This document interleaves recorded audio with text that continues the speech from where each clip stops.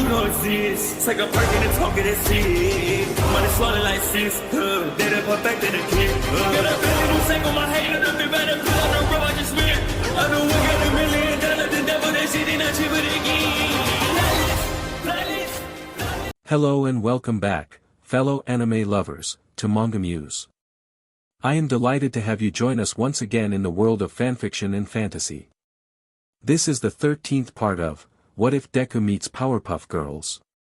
Special note, this fanfic is written and a masterpiece of ChiWriters on FANFICTIONnet. Do check and support the author too. Now smash the like, share and subscribe button for more. Also press the bell icon so that you never miss such great parts. Thanks for the introduction. Now let's dive into the world. Alright, that's enough for now. Make your way to the cafeteria and grab yourself something to eat.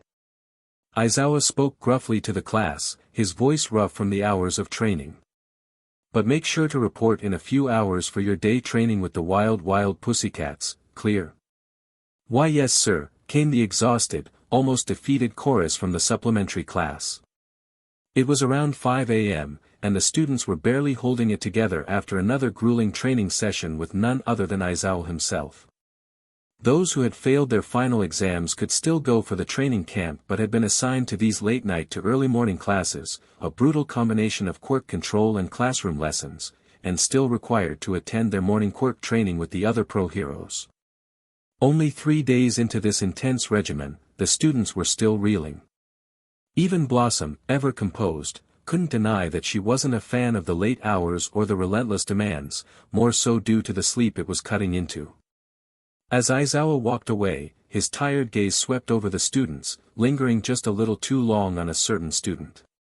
Said student was not oblivious to the subtle stare but decided to not give the man any acknowledgement. Soon, silence took over, till a certain someone let loose. F this. Bakugou, ever the firecracker, couldn't contain his frustration any longer.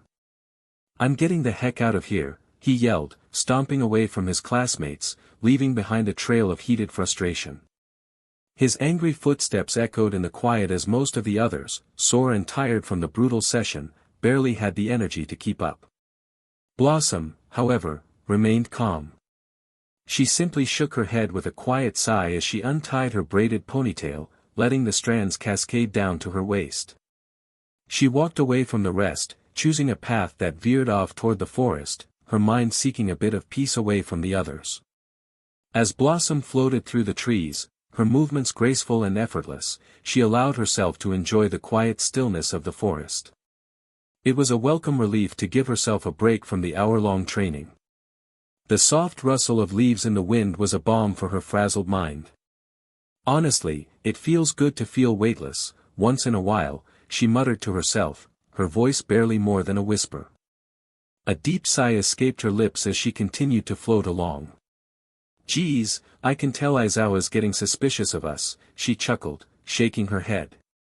It's almost funny, really. He's just now starting to catch on. Though, if I'm being honest, I'd say we haven't been making waves. But, that'd be a lie. Her gaze shifted upward, watching the few rays of morning light piercing through the canopy above, and she couldn't help but reflect on how much had changed. It wasn't just about the classes, the late hours, or the exhaustion.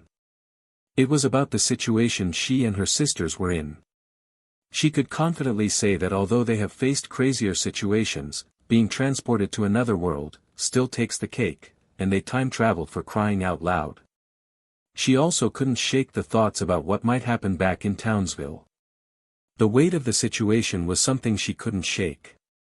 She knew that him was still around, lurking in the shadows, and while it was typical for him to remain out of sight for long stretches, there was something unsettling about the fact that he hadn't made any moves, since the last encounter with him, in Hosu. Blossom's fingers brushed against a branch as she drifted, her mind racing. Why isn't he doing anything, she thought, glancing up at the canopy above. He's always been one for chaos and games. He can't stay quiet for too long. Yet here she was, far from Townsville, and him's silence was the loudest thing in her mind. She let out a frustrated sigh, her voice barely audible. Maybe we should just go find him, she muttered to herself. Break the rules, ditch this whole thing, and go look for him. We could end it before it even starts. The thought of finding him and confronting him head-on was tempting. But deep down, she knew it wasn't that simple. What if it's a trap? What if we make it worse? They hadn't even figured out how to get back home yet, let alone face him in this unfamiliar world. The uncertainty gnawed at her. They had rules, and she knew they had to follow them, but part of her was itching to break free, to put an end to the threat that loomed over her and her sisters. This must be how Buttercup feels. She shook her head, her hair whipping around in the breeze as her feet lightly touched the forest floor. Patience, Blossom. We'll have to wait. We can't just act on impulse, she said quietly, even though a small part of her wasn't convinced. The forest around her seemed to echo her uncertainty, the sounds of distant birds and the rustling leaves offering little comfort. But she had no choice but to wait. Waiting was all they could do for now until the time came when they were strong enough to face him again. Until then, she had to trust that when the time came, they'd be ready. She just hoped it wouldn't be too late. The forest around her seemed to echo her uncertainty, the distant birds and rustling leaves offering little comfort. But right now, she needed a break from it all. A quiet moment to let her thoughts settle before she was pulled back into the grind of whatever was coming next. The forest was calm, and for a fleeting second, so was she. But she knew she had no choice but to wait. Waiting was all they could do for now until the time came when they were strong enough to face him again. Until then, she had to trust that when the time came, they'd be ready. She just hoped it wouldn't be too late. I wonder if those were the only words that came out of her mouth before she snapped her head into action. A strange feeling washed over her, something familiar and dangerous. The rustling of branches broke the stillness, followed by a loud crack of twigs snapping underfoot. Without thinking, she shot forward, her body moving on autopilot as she tackled the figure that had intruded into her space. Gotcha. Wait, no oomph. A startled male voice yelped, the air rushing out of him as Blossom pinned him to the ground. Blossom froze as her mind caught up to the situation. Blushing furiously, she quickly realized that she had tackled none other than Kirishima. His face was a deep shade of red, matching his fiery hair, and he looked mortified. Hey, Blossom, sorry to scare you, chuckling a bit to hide his embarrassment. Sorry. Blossom stammered, her voice coming out in a rush as she quickly scrambled off him. I didn't mean to, I didn't know what I was doing. Her hands fumbled as she tried to help him up, but her own embarrassment made her stumble over her words. Kirishima, still on the ground, chuckled awkwardly and waved it off with a grin. It's okay. I get it, a hero is always on the alert, so, he said, flashing her a toothy, genuine smile that eased her nerves. No harm done, Blossom.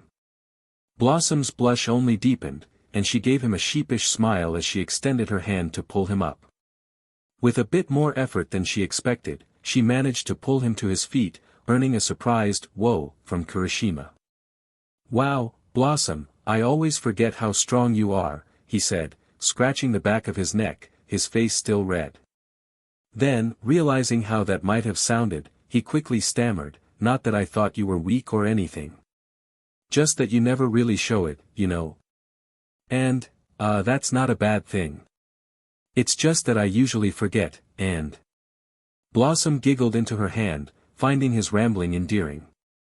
It's okay, Kirishima, she said with a warm smile. I get it. You wouldn't forget about Bubbles, with her kind personality, or Buttercup, she's hard to forget, especially with that tough attitude of hers, she added with a slight eye roll, but there was no annoyance in her tone, just fondness. Kirishima smiled even wider. Well, I think you're just as memorable as your sisters. And just as manly, he said sincerely. Blossom felt a warmth spread through her at his words. She stuttered a brief, thanks, still feeling a little shy under his gaze. There was a brief silence before Blossom cleared her throat and regained her composure. So, what are you doing out here?" she asked, arching an eyebrow as she crossed her arms, waiting for him to explain.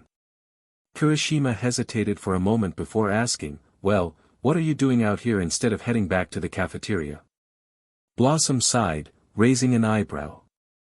"I needed some time alone after dealing with Mr. Aizawa for hours on end." She shrugged, adding with a smirk, "And you?" Kirishima scratched the back of his neck, looking a bit bashful. "Well, I was actually looking for you." Blossom raised an eyebrow, curious. "Oh. And why's that?" He met her gaze, a sheepish grin crossing his face. "I wanted to ask if you'd be up for a sparring match later today," he said, scratching his cheek. Blossom blinked, surprised. "A sparring match? Well, wouldn't you be better off battling someone more equal to your style, like Tetsu? Or maybe someone who can help strengthen your quirk, like Bakugou," she added, the last part slipping out with a quiet hiss, not exactly a fan of his abrasive attitude. Kirishima shook his head, dismissing the idea. "Nah, I was hoping to practice my hand-to-hand combat. And I thought you'd be a better fit.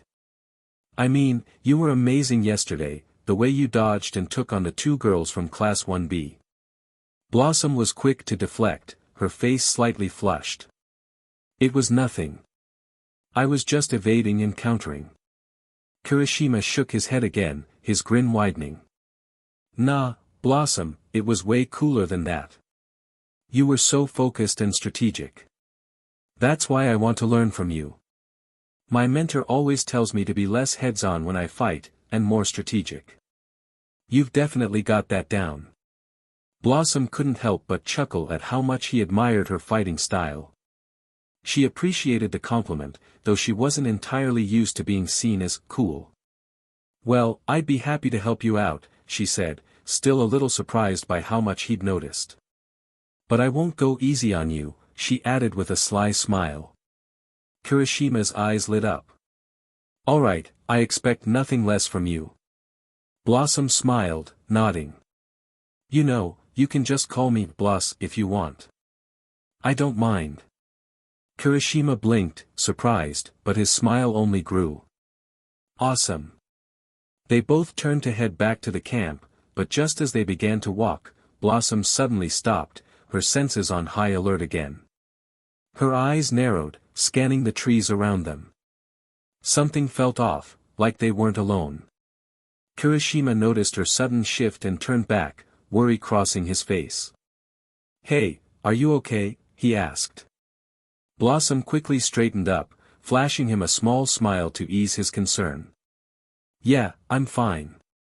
Just thought I heard something weird," she said, though her mind was still racing. Kirishima didn't seem fully convinced but shrugged it off. "All right, well, don't worry. I doubt there's anyone else out here but us," he said with a grin. Blossom nodded, still feeling the nagging feeling in the back of her mind, but she didn't say anything more as they continued walking back to the camp, her senses still on alert. Camp area. It was late morning, and the sun was now high in the sky, casting a harsh light across the training grounds where UA students were diligently working through their drills. The atmosphere buzzed with activity, but it was clear that the day's most intense training was about to begin under the supervision of Tiger, who was not going to go easy on the kids. Izukumidoriya stood in front of him, bracing himself as the massive figure of Tiger loomed over him. With his brown hair spiked and his intimidating presence, Tiger was every bit the fierce warrior he appeared to be. His massive body rippled with muscle beneath his brown hero costume, his white, unblinking eyes watching Izuku closely. Tiger's tone was stern, and his sharp features gave no indication of leniency. "All right, Midoriya, show me what you've got." Tiger barked, his deep voice cutting through the air like a WHP. Izuku tightened his fists, his heart pounding in his chest. He had been pushing himself to the limit ever since they began their training, trying to MSTR the control of One for All. With a deep breath, he activated the quirk, channeling One for All, 10%, attack, of its power into his body. His legs tensed, and he launched himself at Tiger, throwing a flurry of punches at the massive hero. But Tiger was unfazed. With the fluidity of a seasoned combatant, he twisted and dodged each strike with ease, his body stretching and contorting in ways that seemed almost unnatural. Thanks to his quirk, it allowed him to twist his limbs and body like RBB, making him nearly impossible to hit. Izuku's attacks whiffed through the air as Tiger danced around him. In a sudden flash of movement, Tiger retaliated. With a speed that caught Izuku off guard, Tiger swiped at him with an exaggerated, claw-like motion, his fist connecting with Izuku's side with a force that sent him hurtling through the air. Thud! Izuku landed with a grunt, ghh, the air leaving his lungs in a rush. He quickly got up but, before he could even register what to do next, Tiger followed up with an uppercut, slamming his fist into Izuku's jaw with a force that left him skidding across the ground. Izuku groaned, struggling to lift his head as pain shot through his body. The impact had rattled him, but there was no time to stay down. Slowly, he propped himself up, taking a shaky breath as Tiger walked over, his large, muscular frame casting a shadow over him. Tiger's expression was unreadable, but there was a certain hint of disappointment in his eyes. "Nice try, Midoriya," he said gruffly, his voice low and firm. "But you're still lacking in technique. You can't just rely on raw power. If you want to control and use more of your quirk, you need to be smarter with your moves." Izuku nodded shakily, feeling a mixture of frustration and exhaustion. "Why yes, sir," his voice was quiet, his gaze dropping to the ground in shame. Tiger gave a grunt of approval, but there was still a hard edge to his tone. "Get up. You've still got a long way to go." He turned to the rest of the students who had been watching the sparring match from the sidelines, a mix of awe and caution in their eyes. "Listen up." Tiger's voice boomed across the camp, the energy palpable as the students straightened up. "If you want to survive out there, you need to be swift and strong like a tiger. Only then will you be ready for what's coming." A chorus of weary responses echoed back, "Why yes, sir." Tiger's eyes scanned the group, and then his gaze locked onto one student in particular. "Shishida, you're up next. Give me everything you've got," he commanded, his voice carrying a menacing undertone. As Shishida nervously made his way forward, Izuku stood to the side, still feeling the lingering pain from the sparring match. His chest ached, and his limbs felt heavy, he caught his breath, and he suddenly overheard some whispering. "Hiryu, do you think Tiger's gotten harder?" one voice asked, followed by another. "Yeah, his sparring matches are way more intense now," another student responded, their tone uneasy. Izuku furrowed his brows. "What's going on?" he wondered to himself, being a good distance away from them and still able to hear it. Then, he heard a guy named Kamakiri's sharp voice cut through the air. "It's all that girl's fault. She showed off and got lucky when she hit him." He sneered, clearly irked. "Now he's got all this talk about having the eye of the tigress, BS. All because she managed to slap him around a bit." Izuku suddenly felt his anger, quickly rising, his fists tightening at his sides. "How dare they talk about her like that," he muttered under his breath. His eyes glowed a fierce, dark green as his energy flared with subtle sparks around, his fists clenching tightly. He wasn't sure if he was angrier about their disrespect toward Buttercup or the fact that they seemed to think she had gotten lucky. What the hell do they know? Buttercup's not some lucky girl, she's strong, and they don't get it. Just because some bee slapped him, now we all have to suffer, Kamakiri grumbled, his voice full of frustration. Izuku's breathing became shallow, his anger rising. Buttercup's not a bee, she's strong. She handled herself perfectly against Tiger, and she didn't back down. She's amazing, he thought to himself, struggling to control the surge of emotions bubbling inside him. Before he could process his feelings further, Tiger's voice rang out across the field. "Midoriya. Get yourself to the infirmary. Clean yourself off, and then get back here for more training." Izuku blinked, still seething. With a final glance at the students of Class 1B, he turned and began walking away, his head still filled with anger and confusion. His chest ached with every step, but it was the words about Buttercup that lingered in his mind. As he walked down the path to the infirmary, he couldn't shake the feeling that he needed to defend her. She didn't deserve to be talked about like that. She was strong, and Izuku admired her for it, more than anyone knew. When he reached the infirmary, the sound of raised voices caught his attention. "Hold still, you big baby. Or I won't be able to understand what bruised more than your fat ego." Izuku couldn't help but smile at the sound of the voice. The familiar banter brought some relief to his tense shoulders as he stepped into the room. Buttercup, dressed in light green scrubs, was focused on tending to a student from Class 1B. "Tetsu, please, not get difficult," Pony urged, her words stumbling slightly in her broken Japanese. Tetsu, seated on a medical table, scowled as he tried to pull away from her. "I don't trust some Class 1A BRT touching me." "What do you think you're doing?" he grumbled, his arms crossed stubbornly. Tetsu groaned, clearly not enjoying the situation, but Buttercup rolled her eyes, her hands on her peach. "I'm healing you, metalhead. If you want to stay hurt, go ahead and let it fester, but don't complain when you can't even move tomorrow." Tetsu huffed. "I don't need you poking around, making it worse. I'll deal with it myself." "Someone's ego is more bruised than their arm, she quipped back. Izuku stood awkwardly off to the side, unsure of what to say or do, until Buttercup's eyes flicked up and she gave him a warm, welcoming smile. "Ah, look who's here. Are you here to wait your butt while I finish dealing with this baby?" Buttercup teased, clearly in her element. Izuku chuckled, but the tension in the room quickly shifted as Tetsu spat out a rude comment. Buttercup, not having any of it, stepped forward and physically restrained him. Her eyes glowed with intensity as she warned him, "Sit still and let me focus, or I'll show you what real pain is." Tetsu stiffened, eyes wide at the seriousness in her voice. Fine. Just hurry up," he muttered, reluctantly letting Buttercup work. Tetsu, clearly rattled by the threat, quickly complied, his previous bravado slipping away. As Buttercup finished her healing, she sighed in relief when the glow around her hands faded. "See?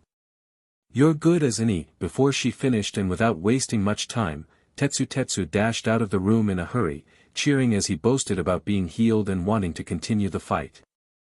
Buttercup crossed her arms, clearly peeved by the situation. "Seriously, not even a thank you? Who raised that guy? He's lucky I even bothered," she muttered to herself. At that moment, Pony, who had been standing off to the side, stepped forward. She hesitated for a moment before speaking. "Thank you for helping him," she said in slightly broken Japanese. Buttercup's demeanor softened. "No problem," she replied, switching seamlessly to English. "Just make sure that idiot doesn't come back here whining and squirming, or I won't be so nice next time." Pony looked taken aback at the sudden switch to English but giggled, warmly in response. "I will try. But thank you again," she said in perfect English, giving a respectful bow before turning and hurrying to catch up with Tetsu. Once they were gone, Buttercup sighed and rolled her shoulders, relaxing a bit. "Man, that was exhausting," she muttered, glancing over at Izuku, who had been standing quietly, watching the scene. Izuku limped toward her, and Buttercup immediately noticed his movement. "Oh, another patient?" Izuku smiled, despite the lingering frustration inside. "Guess I'm next, huh?" Before Buttercup began her healing work, Izuku couldn't help but notice the way she seemed to command the room. "I have to admit, it's kind of impressive that you're the camp nurse," he commented, trying to break the silence with a smile. Buttercup rolled her eyes, the hint of a grin pulling at her lips. "They wish," she said, her voice flat. "No, since our big-mouthed teacher volunteered me, I've had to come at least twice a day to tend to our class and the others. Some of them," she continued with a wry smirk, "are less willing to sit down, but I have to deal with it. Think of it like training, in a sense," she grumbled under her breath, clearly not thrilled by the whole arrangement. "But I'd prefer some action or whatever." Yeah, I can see that, Izuku chuckled but winced a bit as his sore muscles protested. Buttercup gave him a small smile before smirking as she pointed to the medical bed. You're lucky you put me in a good mood today, Green Bean. Get on the table. Izuku gingerly climbed onto the medical bed, wincing slightly as his sore muscles protested. Buttercup didn't waste time as she got to work, quickly performing a physical examination. When she was satisfied with what she saw, she raised her hands over the areas starting with his side glowing with that familiar, soothing light. She moved swiftly, her focus unwavering, though her lips quirked into a playful smirk as she looked at Izuku. So, how bad did the other guy get it? She asked casually as she healed his bruises. Izuku bashfully looked down, a flush creeping up his neck. It was another sparring session with Tiger. He's been doubling down on his workouts, seeing as you gave him a real fight. Unlike us, he mumbled. Buttercup snorted. I can see that overgrown cat dad using you guys as a scratching post. She took hold of his face now. Izuku winced as she continued her examination, and his eyes couldn't help but focus on her face as she examined his bruises. He was acutely aware of her hands gently holding his face, making him even more self-conscious. He could feel his heart rate picking up. The playfulness in her voice returned as she studied his face. I have to say, the guy can throw a mean punch. But, she removed her hands from his face, staring straight at him with a raised eyebrow, so can you. So, tell me, how do you manage to end up with a bruised face and, may I say, a few cracked ribs? Izuku's face turned even redder. He stuttered, trying to explain. Well, I tried to land a few punches on him, but he was so fast and you're faster, she cut him off, her voice firm, or at least your brain is. With all that mumbling and junk, you can think on your feet and dodge that cat punch of his, right? Izuku blinked, surprised at how confidently she was speaking. I was told that my fighting technique isn't all that great. Buttercup scoffed. Well, yeah, but I remember giving you some drills and training. Her eyes narrowed playfully. So, don't go thinking you don't have any skills. Izuku hesitated for a moment before he replied, that was like months ago. Yeah, and in those months, you've picked up some decent techniques. But then, you still go in swinging with brute force. Buttercup's tone became a little more serious, though there was still a playful undertone. Izuku wasn't done yet, trying to make his case. Isn't that what you normally do? Buttercup raised an eyebrow. Yeah, but at least I'm fast enough to pull back and deliver a knuckle sandwich to the other guy's punch. Izuku couldn't argue with that. He stayed silent, glancing down at his hands, knowing he was still a bit too eager to throw a punch without thinking. As Buttercup went to look for some ointment, Izuku mumbled under his breath, not realizing how loud it was. And the others thought you were just lucky, so not true. He quickly slapped his hand over his mouth, silently cursing himself for the slip-up. Buttercup stopped in her tracks and turned toward him, her eyes narrowing in a way that made Izuku freeze. Green Bean, what was that? She asked, her voice low but firm. Izuku immediately tried to wave it off, but Buttercup crossed her arms and gave him an unmistakable scowl.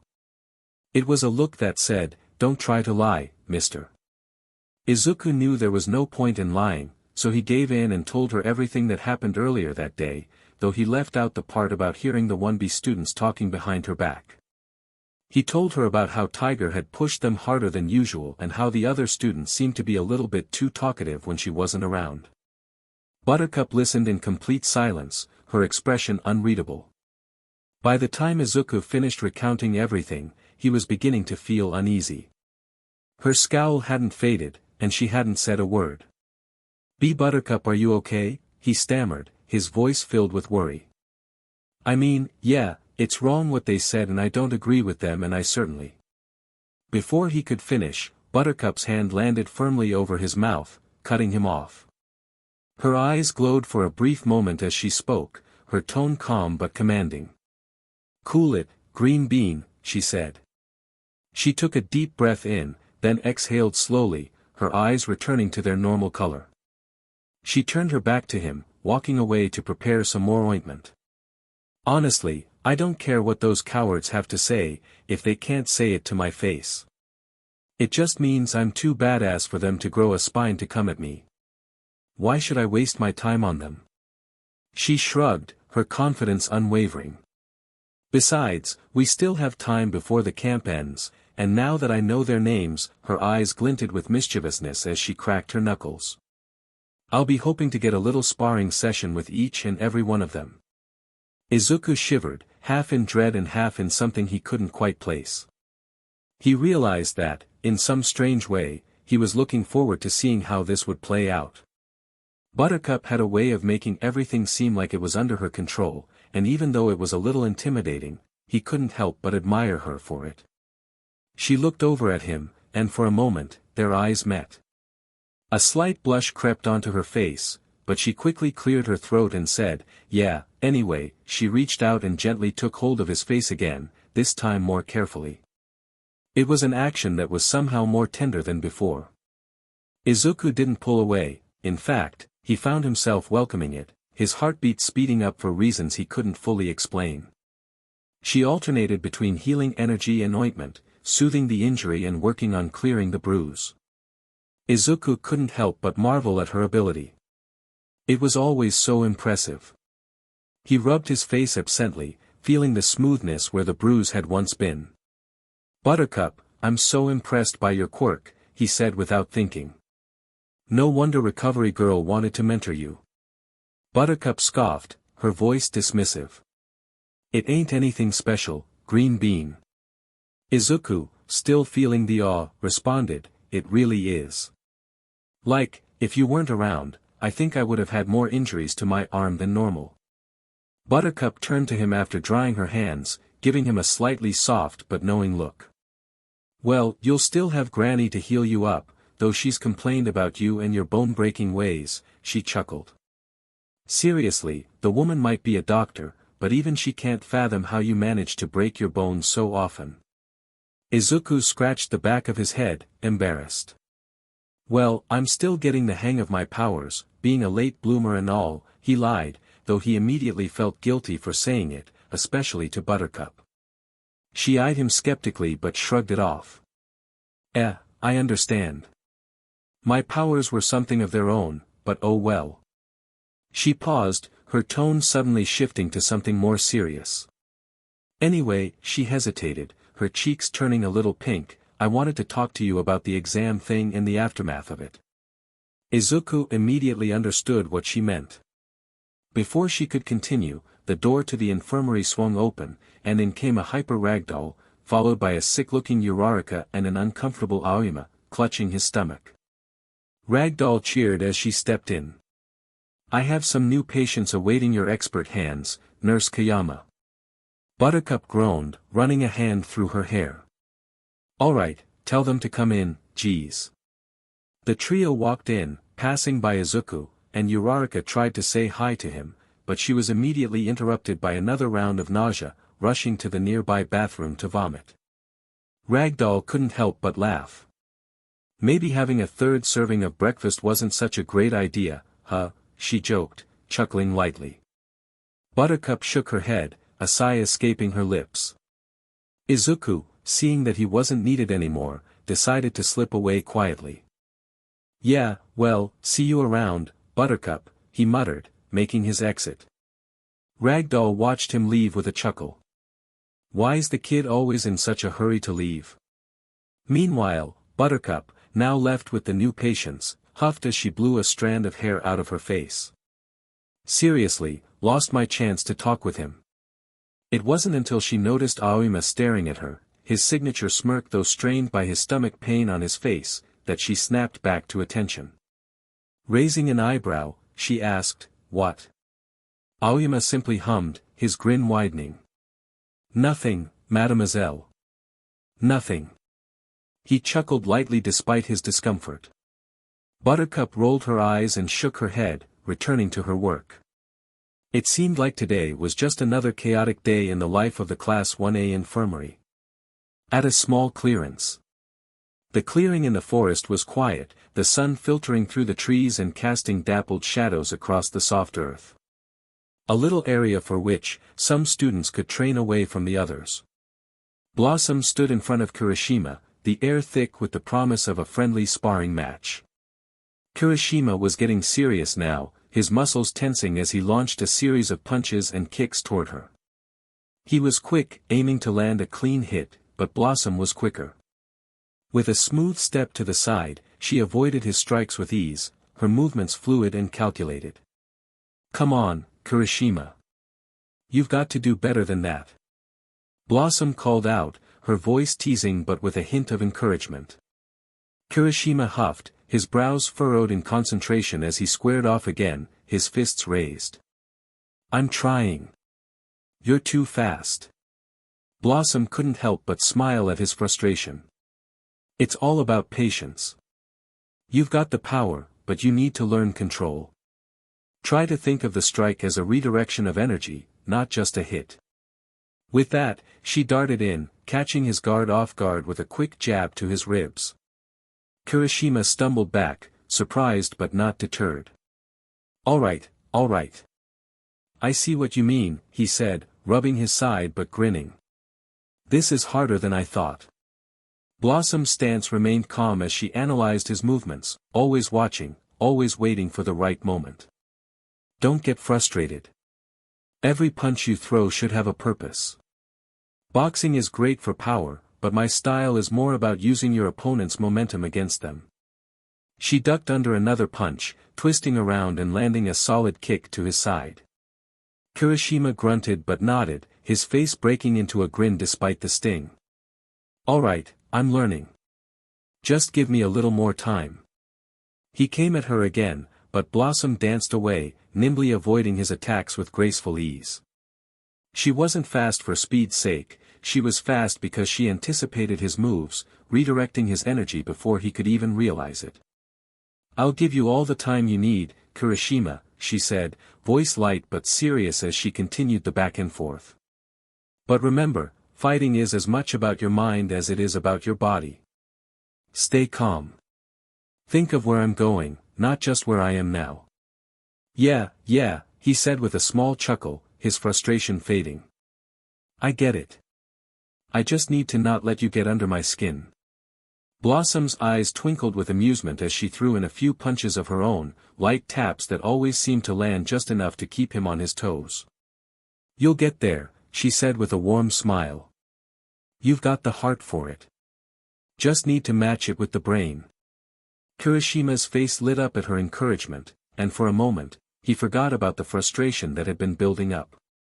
He was grateful for the challenge, even more so for the chance to learn. "Thanks, Blossom. This is helping more than I thought." Meanwhile, not too far from their sparring session, Bubbles and Koda were practicing their own form of training in the forest.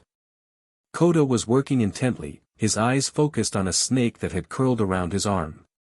The animal's DNA had fused with his own, and he was trying to hold on to the flexibility and fluidity of the snake's movements. He contorted his arm, mimicking the strike of the reptile as it moved effortlessly through the grass. Bubbles sat nearby, her blue aura swirling gently around her as she meditated, her senses extending out to connect with the world around her. She could hear the faint rustle of leaves, the chirp of distant birds, and even the subtle movements of other students nearby. It was peaceful, the kind of quiet that allowed her mind to wander without distraction. Although she did hear a certain someone's angry emotions and knew it was time to calm down. Bubbles sighed, opening her eyes and reaching into her backpack for a snack. She pulled out a couple of granola bars and began to eat, chewing slowly. She glanced over at Koda, who was still engrossed in his practice. "Hey, Koda," she called, "want one?" Koda paused, his expression softening as he shuffled over to her. "Thank you, Bubbles." He took the granola bar from her, sitting beside her as they both ate in comfortable silence. After a moment, Bubbles broke the quiet. "I have more if you want another," she said, her voice light. "You've been working hard, and lunch got pushed back." Koda shook his head, a gentle smile on his face. "Nah, Bubbles. I don't want to finish your snacks. Besides, he added, his voice low and thoughtful, you've been working hard too. Don't sell yourself short, okay? Bubbles smiled at his sweet words, leaning her head against his side as she giggled softly. Thanks, Koda. But don't worry, I brought a lot. She rustled her bag and sure enough, the sound of more snacks shifting inside made Koda laugh. That's good, he said, chewing on his own bar as they continued to snack. But then, sensing that his friend was a bit off, he turned to her with a concerned look. Bubbles, are you okay? Is this about Koda? Bubbles paused, the words hitting her harder than she expected. She swallowed her bite of food before looking up at Koda, giving him a small, soft smile. You know me too well, she said, her voice tinged with a mix of gratitude and sadness. Yeah, it's about Koda. Koda's face softened, his eyes full of care. He nudged her shoulder gently. You want to talk about it? Bubbles sighed, and told him about the whole situation, though leaving out certain reasons, seeing as it was not her story to tell but still giving Koda the necessary information. I don't know what to do, I feel so bad for him. He's angry, so angry. She shudders at the thoughts, and I can feel the storm in him. But he won't let it go, Koda, and I don't want to push him. Koda was quiet for a moment, then surprised her by pulling her into a big hug. Bubbles froze for a second, but then melted into it, her tears slipping down her face as Koda whispered in a soft, understanding tone, I know how sensitive you are to others' emotions, Bubbles. I can only imagine how painful it was for you to feel what he's going through. Bubbles didn't answer, but she nodded against his chest, letting a few tears fall. It was comforting, having Koda's warmth and support. After a moment, she pulled away, quickly wiping her eyes. Thanks, Koda, she said quietly, her voice thick with emotion. She gave him a small, grateful smile. But do you think I could help him? I don't like how much pain he's in. Koda thought for a minute, then placed a hand on her shoulder.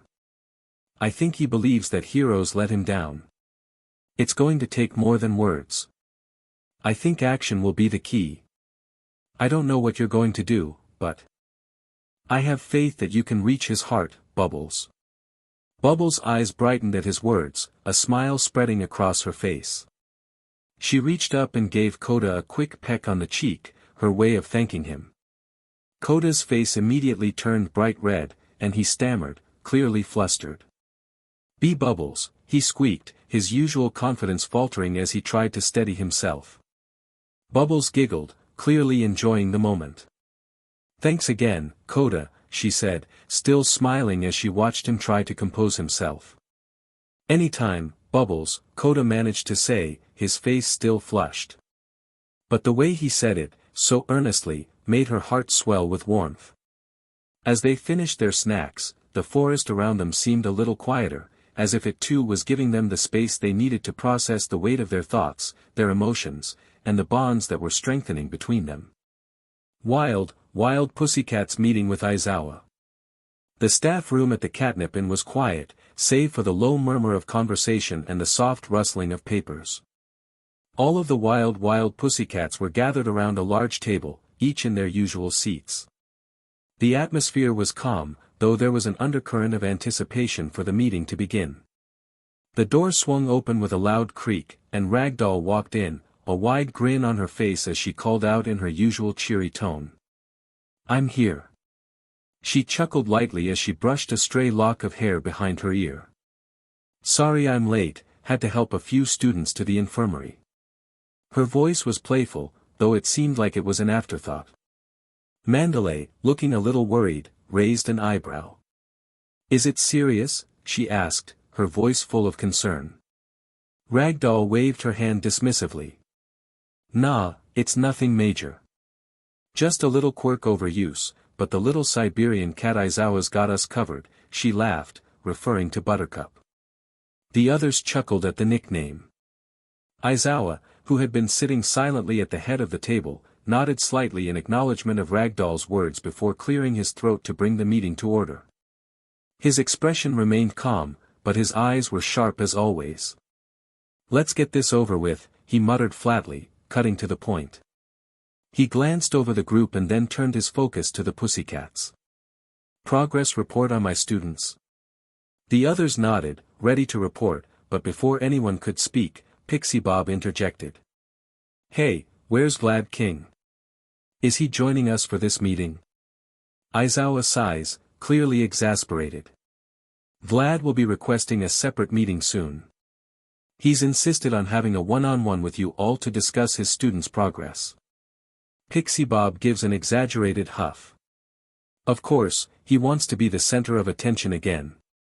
But she shrugs it off, focusing on the task at hand. Aizawa doesn't tell them that he asked Vlad to step away from the meeting, to give him room to speak about what is concerning him. His eyes narrow slightly as he addresses the group. "Let's keep this focused. How are my students progressing?" The first to speak is Mandalay. "Well, Bakugou's still as explosive as ever, but I've seen a noticeable improvement in his control. Momo has been showing great potential, though she sometimes overthinks, which causes some hesitation in her decisions.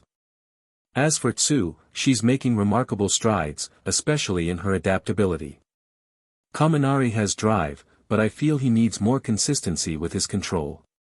And Mina, she's improving, but she's still a bit too reckless at times. She's got the enthusiasm, but she needs to hone her focus." Aizawa nods, though that is not the information he wants. The rest of the pussycats share their thoughts on the students, each giving their own feedback. Tiger speaks up, his deep voice carrying the weight of experience. "Izuku definitely got that fire. My problem with him is that he needs to work on his fighting style and technique. Kirishima's growth is solid. He's still got a lot of self-doubt, but I see him getting better at trusting his instincts." Ragdoll adds, "Todoroki is still so edgy, and that's saying much when you have Tokoyami there." She giggles, finding her joke funny. "He's got potential, but it's like he's still trying to figure out what he wants to do with it." And Uraraka, well, I can say that she doesn't really have the stomach for much training. Now, she dissolves to a laughing fit, with others sighing at their friend. Aizawa listened intently, then asked, "And what about those 3 girls? What have you noticed about them?" His tone was sharp, though there was a quiet undercurrent of curiosity. The pussycats exchanged looks, immediately understanding who he was referring to, but Mandalay seemed confused by his sudden focus on them. She hesitated, then looked at Aizawa with a furrowed brow. "What's your fixation with them, Aizawa? They've only been here for a short time." Before Aizawa could respond, Tiger jumped in, not bothering to hide his curiosity. "I've been keeping an eye on them, especially that Buttercup girl." He chuckled, rubbing his jaw where she'd managed to sucker punch him. "She's a force. Hand-to-hand combat. On point. She's strong, quick, and relentless. A little stubborn, sure, but that stubbornness is something I appreciate when it comes to a fight." Aizawa narrowed his eyes at Tiger's words, his voice turning cold. "Isn't she too proficient in it?" Tiger shrugged, crossing his arms with his usual confident demeanor. "Not unusual for a student, especially one that's been trained in some form of combat. You'd be surprised how many pro heroes have specialized skills that make them stand out." Aizawa fell silent for a moment, processing Tiger's response. "You don't think it's strange, her level of expertise? For a student?" Tiger simply shrugged again. "She's got it. She's not the only one." Mandalay, still feeling uncertain about Aizawa's focus on the girls, clears her throat. "Well, for the record, I think all of the students have been putting in a lot of effort.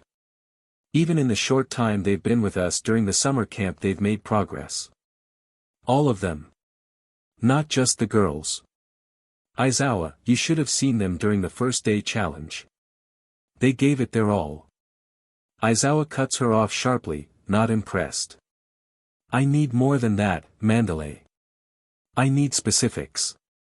Their weaknesses, their tendencies. Their vulnerabilities." Mandalay bites back a retort but remains composed. Ragdoll piped in, but we did notice something strange, right Mandalay? Mandalay gave Ragdoll a look of realization, her face going a little somber. Yeah. There's something odd. Aizawa's eyes narrow, clearly intrigued. What is it? Ragdoll took over. We tried using our quirks on them for training purposes. My search should have been able to pinpoint their location or find weaknesses, but there was nothing. It's like they don't register on my radar. And Mandalay's telepathy couldn't reach them either. Mandalay added, it was like they blocked me. I couldn't get through. I tried several times, but there was nothing. It felt like they were immune to our quirks. Pixie Bob and Tiger exchanged shocked looks. They knew that Ragdoll's quirk was practically foolproof when it came to tracking people, and Mandalay's telepathy wasn't something that could be easily blocked. But the idea that 3 people could escape both quirks was disturbing. Tiger's eyes harden slightly as he speaks up. That's odd. We've never encountered something like this before.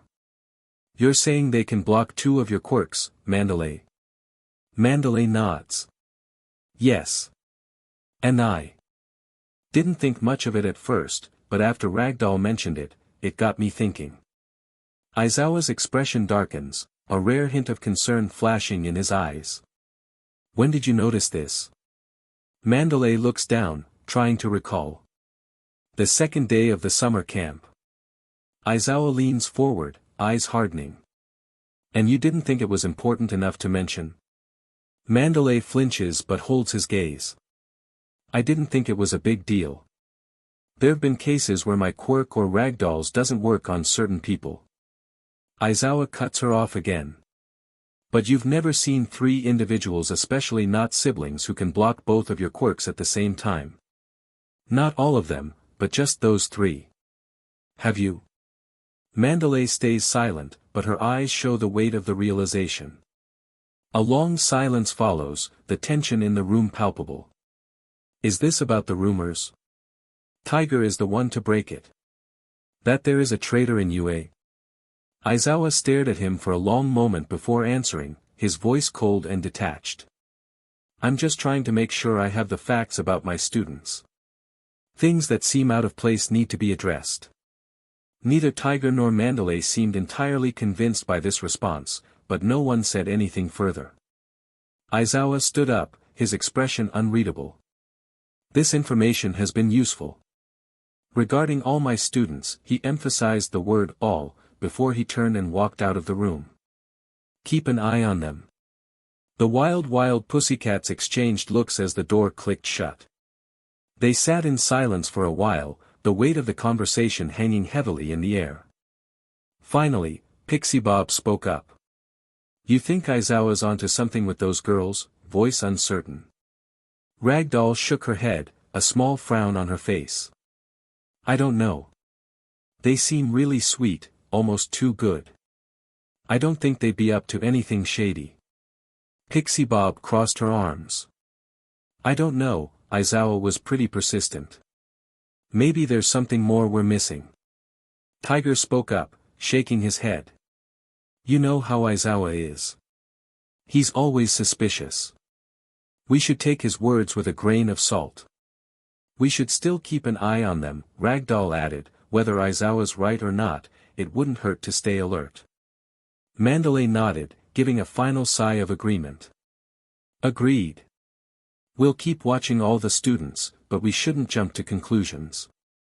With that, the meeting wound down, leaving the pussycats with more questions than answers as they each quietly mulled over the implications of Aizawa's words. Forest Path. Apparently after dinner, the pussycats had set up an entire event for the classes to compete in as a fun test of courage, as they put it. Everyone met up just as the sun had fully set, leaving the partial moon to give some light to everyone. Blossom was dressed in a soft, coral pink hoodie with white lace details along the collar, paired with matching coral jogger pants. Buttercup, always ready for action, had chosen a simple but practical black tank top with a bold green zip-up hoodie thrown over it, along with green athletic shorts that came just above her knees. Bubbles wore sky blue tank top adorned with cute yellow stars across the front. She wore loose, matching yellow pajama pants that had playful blue cloud patterns scattered on them. Most assumed it was going to be another training exercise seeing how the camp was, only for their thoughts to be completely wrong as Ragdoll spun herself in front of everyone. "Alright everyone, we got something special for you all. Tonight, you will work with your classmates to try and scare the pants off the other class." Ragdoll giggled in excitement. One class will send in students 2 at a time into the forest, where the other class will be waiting to try and get you in the scariest way possible. A scaring contest? Jiro raised her eyebrow in surprise. "This is training." Pixie Bob giggled and hopped in front of the students. "Indeed. You will have to work with your partner to stay calm, or you will need to work with your classmates to make the ultimate scare prank. Class B will scare first while A will walk. The scarers aren't allowed to make direct contact." Mandalay assured the students that no one would be harmed during the test of courage. They'll just be using their quirks to startle you as best they can. The class that makes the most kids PSS their pants, you will win. Tiger roared out to all of them. "This sounds really crazy." Mina laughed in glee. "I can't wait to show I can handle any haunted forest." "Yeah, let's get it." Zero chimed in. "Hold up, those who failed have in class studying to do instead." Aizawa ordered suddenly, and a pang of silence. "Are you freaking kidding me?" Mina yelled, frustrated at the situation, with Zero and Kaminari sharing in her outrage. Bakugou was grumbling at the supposed injustice of him having to continue with the classes, while Blossom only sighed but didn't argue. She walked over to her sisters. "Okay, guys, please stay safe," she went on to address them, individually. "Buttercup, please don't go overboard with the tricks and scares and Bubbles," she gave a sly smile, "try not to get too scared, yeah." Buttercup tried to act indifferent, but failed upon hearing that comment. Bubbles huffed in anger, telling her she wasn't scared. Blossom just gave them a wave as she followed her teacher, who had bound 3 of the failures, and yanked them towards the buildings in the distance. They walked back over to their classmates as Pixie Bob bounded over with a handful of tabs for Class A to draw and see their partners for the walk. Everyone reached into the stack and grabbed Peace, flipping it over and seeing her number. 7. Buttercup said out loud before looking up, now looking through everyone as they saw who were randomly paired up with whoever had their matching number. Shoji and Tokoyami. Izuku and Todoroki. Yaoyorozu and Jiro. Bubbles and Koda. Uraraka and Azui. Hagakure and Aoyama. Kirishima and Ida. Buttercup. Seriously? Buttercup muttered under her breath as she pulled the Soul 10 that was in the box. Izuku, seeing her all alone, wanted to maybe SWCH with her, so that she could not be alone, but Ragdoll walked up to her and spoke to her about something. "I wonder what she is saying," his thought to himself. "Group 1, head in." Ragdoll called out a few minutes later before prancing off into the dark woods towards the halfway point, with a less than enthusiastic Buttercup, walking behind. They announced that Ragdoll will make sure that nothing happened to the students and Buttercup would provide aid in case of something unexpected, like a small injury from being startled, happened. Half an hour later, a short scream came from the forest as Tsuyu and Uraraka approached the start of the path. "You're up, Team 5. Pixie Bob smiled brightly at the girls. "Do your best, Ribbity and Ms. Floater Girl." Uraraka and Tsuyu entered the forest, just as another loud scream came from the darkness. "I'm scared," Uraraka admitted as they walked in the darkness. "You hear all of those screams? It's gotta be Kyoka and Toru ahead of us, I think," Tsuyu reasoned, knowing that Jiro didn't like scary stuff and Toru was liable to scream if the scare was good enough. "Here, take my hand and we'll be fine." "I'm not scared." Tsuyu took Ochako's hand, more so for her comfort as is for her friend's own. Further in the forest, the first group of Class B were snickering to themselves for successfully scaring every pair that had passed them so far. The first group was made of Hananuki, Yui, and Itsuka, and their trick was to use Hananuki's softening in one part of the ground to sink Yui below the surface. Itsuka would use her enlarged hands to rustle the trees and bushes in the dark of the forest to distract the pair walking the path. Then Yui would pop her head up from the ground, looking like a severed head as the Class A pair refocused on the path. Kodai. That scare tactic of yours is sending them all running. Hananuki snickered at his classmate. Itsuka gave her friend a bright smile along with a thumbs up. You're really putting yourself into the act, Yui. Yui nodded to both of them, her normal cool gaze not wavering in the slightest. Hananuki shook his head once and gave a shrug. I was kind of expecting more than an "oh" from Todoroki though. The two-tone boy had barely reacted at all to coming upon what looked to be a severed head when his pair had passed by a little while back. Hey, does something smell like it's burning? Hananuki looked around and noticed what appeared to be smoke spreading through the forest. Do you think one of the others freaked out Todoroki so much that he accidentally released his fire? Itsuka asked, worried that they might have to deal with a forest fire with how much smoke there already was. Where's the smoke coming from? Yui asked as she noticed the direction the purple-tinted smoke was coming from was the opposite direction the path would have led Todoroki. Hananuki realized what Yui was saying and took a whiff of the smoke. Hey, you're right, that's not smoke, he hit the ground unconscious. Hananuki. Itsuka blinked at seeing her classmate fall. In just a split second she realized the danger and reacted. Yui. Itsuka's hand expanded to a massive size and quickly wrapped Yui up safely in a gentle hold that would keep her safe from the smoke. Don't breathe this stuff in. It's poisonous. She quickly covered her own mouth and nose, using her enlarged pinky on the hand that was holding Yui to scoop up Hananuki and run away from the cloud that was filling the forest. What's happening? Why are there villains here? Toru trembled out as she backed up with her other classmates. Others sat open-mouthed in shock behind Mandalay and Tiger as they stared at Pixie Bob on the ground, her head bleeding underneath the blunt weapon pinning her to the ground. Pixie Bob. Ida yelled out in fear as the other two Pussycat members stepped forward, facing off with the two villains standing above her.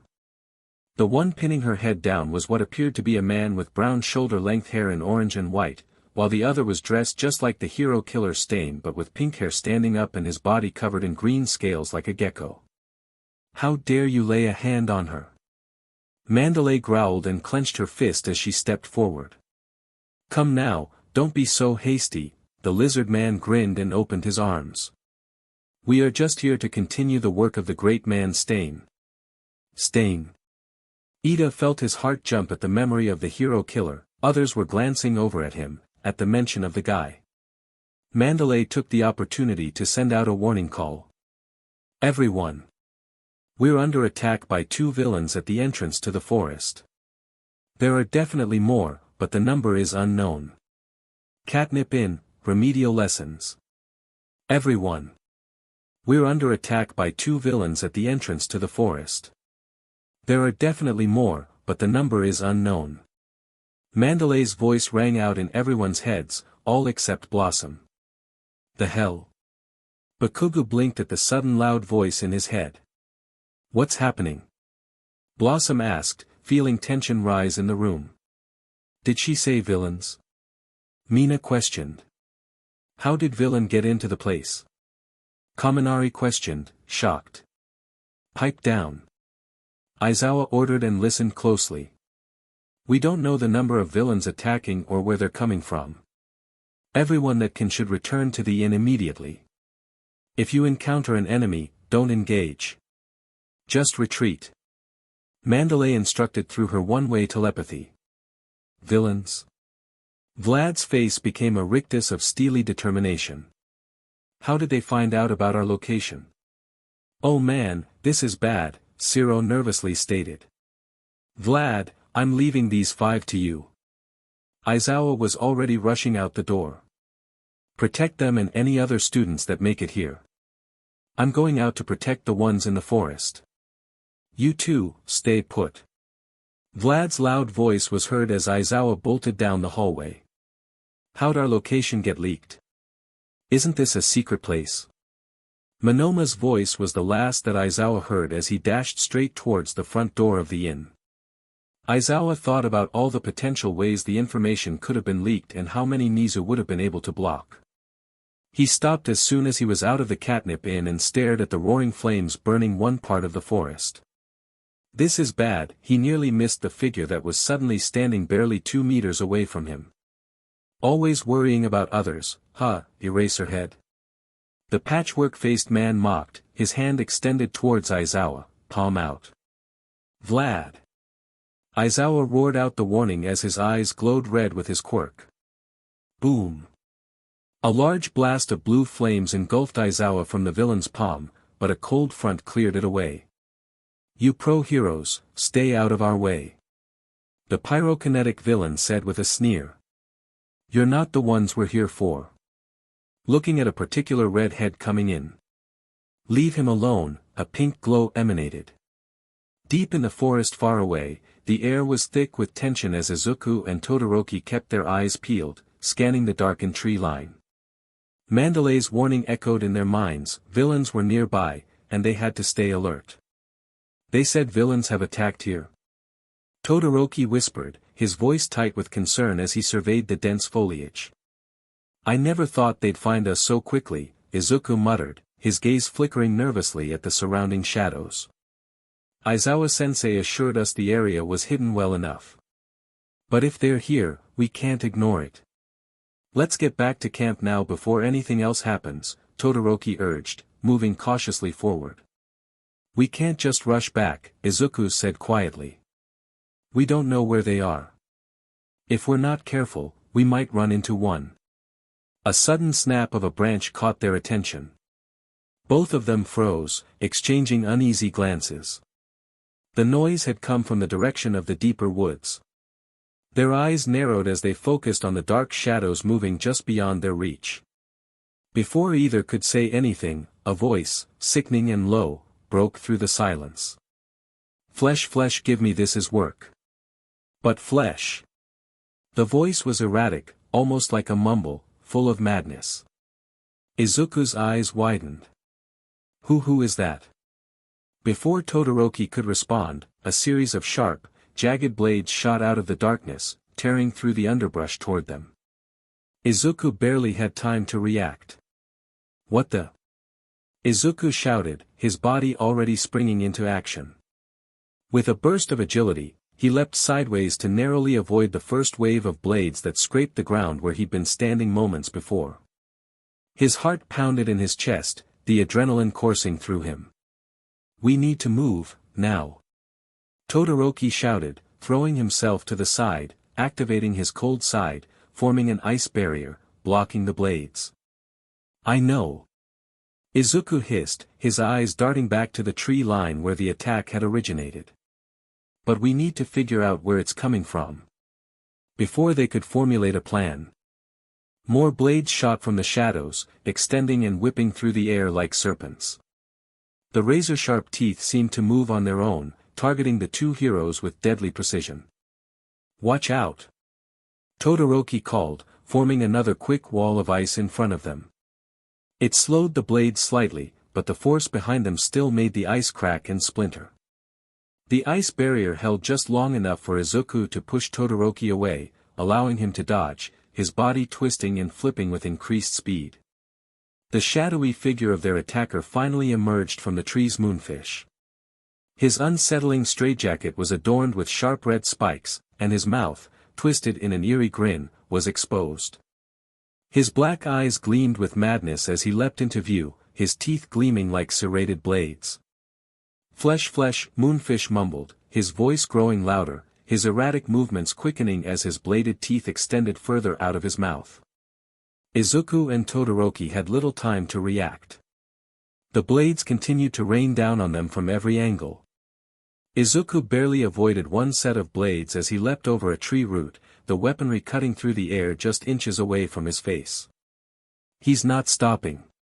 Izuku grunted as he flipped away, propelling himself higher into the trees. His heart raced as he glanced down at Todoroki, who was already summoning more ice to defend himself, but Moonfish's relentless attack made it hard for him to counter effectively. We have to escape, Todoroki said, his breath sharp. This guy's too unpredictable. We can't fight him head-on. Agreed. But we need a plan. There's no way we can avoid his attacks forever. Izuku said, his mind racing. From the shadows, Moonfish's voice rang out again, cold and manic. I must complete mission flesh, he hissed, his eyes wild as he lunged forward, sending another barrage of deadly blades toward them. The two heroes scrambled to dodge, but it was impossible to avoid every strike. One of the blades grazed Todoroki's arm, cutting through his jacket. Izuku gritted his teeth, pushing off from a nearby tree to leap higher into the air, using one for all to narrowly avoid the blades that reached up toward him like a swarm of deadly projectiles. We can't outrun him like this. Todoroki called, his teeth gritted as he formed another barrier of ice. We have to. Izuku shouted, pushing his legs to their limits, bounding across branches, and leading the way. We just need to keep moving. As they pushed deeper into the woods, Moonfish's shadowed figure stalked behind them, his wild, disjointed mumbling continuing. Flesh, this is work, he repeated over and over, his voice crackling in the air. Cliffside. Kota. Mandalay's voice filled the young boy's head. You hear me, Kota? Get back to the inn. I'm sorry, I don't know where you're always running off to. I'm sorry, Kota. I can't come for you. So, get back here. Kota was sweating in fear and panic as the forest below the cliff that was his secret base was ablaze. That was the least of his problems though, as a towering figure in a black cloak and a white mask with multiple holes in it slowly approached him. I just came up here for the view, and what do I find? The large cloaked man said as he took another step towards Kota. A face that wasn't on the list. He took another step towards the clearly terrified boy. By the way, that hat's pretty slick, kid. He gave Kota a thumbs up for the hat with the two horns on the front. Why don't you trade me for this lame mask? I'm a newbie to this operation, so they made me wear this dumb toy. Wah! Kota turned and ran away. Hey! The villain pulled off the white mask and his left foot, even from within his black boot, seemed to bulge noticeably. He kicked off the ground, cracking the stone, and then kicked off the rocky wall once more to get ahead of the fleeing Kota. I'm gonna have fun with you. The villain declared, his mouth now visible in a demented smile as he cocked back his left arm. Kota watched in terror as muscle fibers covered the limb, bulking it up to unnatural proportions. Memories flashed through his mind as he saw the quirk in action. Waterhose, a fantastic pair of heroes. But their wonderful lives were tragically cut short by one heartless criminal. The news story that had shattered young Kota's world replayed in his head. The suspect is still on the run as police and heroes attempt to ascertain his whereabouts. Kota's eyes widened as tears poured from them. His quirk is a simple power-up type, making him highly dangerous. If you see this man, call the police or contact a hero immediately. At present his left eye. The hood of the black cloak flew off as the villain came at the boy, revealing a massive scar on the left side of his face and a false eye replacing his missing one. Should be scarred from his encounter with Waterhose. Mom, Dad. Kota's voice cracked with anguish, tears streaming down his face as he came face to face with his parents' murderer. His entire body trembled with fear, and his heart sank in his chest as the villain raised a large fist, ready to strike him down. He closed eyes shut in waiting. But before the blow could land, a dozen blue spheres shot out of nowhere, colliding with the villain in a violent explosion. Boom! The impact of the spheres sent Muscular flying back, crashing into the wall with a sickening thud. He hit the wall hard, the force of the explosion embedding him deep into it, his body slumped slightly. His limbs shook from the impact, his once formidable posture now crumpled against the damage. Step away from him, a furious voice bellowed. Kota's eyes widened in shock as he looked up at the voice that had shouted. In an instant, his gaze locked onto Bubbles, who was hovering a few feet in the air. Her hands were surrounded by a pulsing blue aura. And her eyes shone a fierce look. Koda then also noticed two big strong arms hold on to him. He looked up to see one of the other students, Koda, holding Koda protectively in his arms, noticed the shift in the boy's expression. Koda wasn't looking at him, his attention was focused solely on Bubbles. His tear-streaked face slowly softened as he processed the sight of her. Why? Koda stammered, still trembling. His voice barely above a whisper, filled with confusion and fear. As the dust settled and Bubbles floated down to the ground, her intense presence commanding the space around her, she gently reached out and placed her hands on Koda's trembling shoulders. Her eyes softened, her gaze steady, as she looked him in the eyes. "It's going to be okay, Koda," she said, her voice steady and calm, yet filled with an unwavering promise. "We're going to save you." Earlier moments ago. Less than half an hour ago, Bubbles and Koda had been walking through the woods, their breath visible in the cool night air. Both were focused on the challenge they had been given. They had been walking in relative silence, trying not to let the creeping anxiety of the eerie night set in. Bubbles could honestly say, aside from the creepy scene, she was not so scared, and Koda, though a little bit shaking, was feeling awfully brave, waiting for the scares to come. "Stay calm, stay focused," Bubbles whispered to herself, her usual cheery tone subdued as she tried to stay composed. "Yeah, not exactly the most comforting challenge, huh?" Koda muttered, glancing at the looming trees around them, his animalistic senses heightened. The sounds of the night seemed muted, almost as if the forest itself was holding its breath.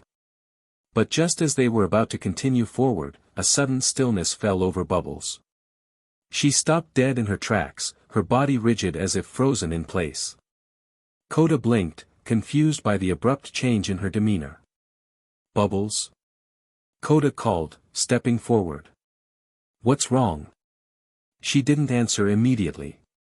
Instead, her gaze darted around the forest, her eyes glowed wide with tension.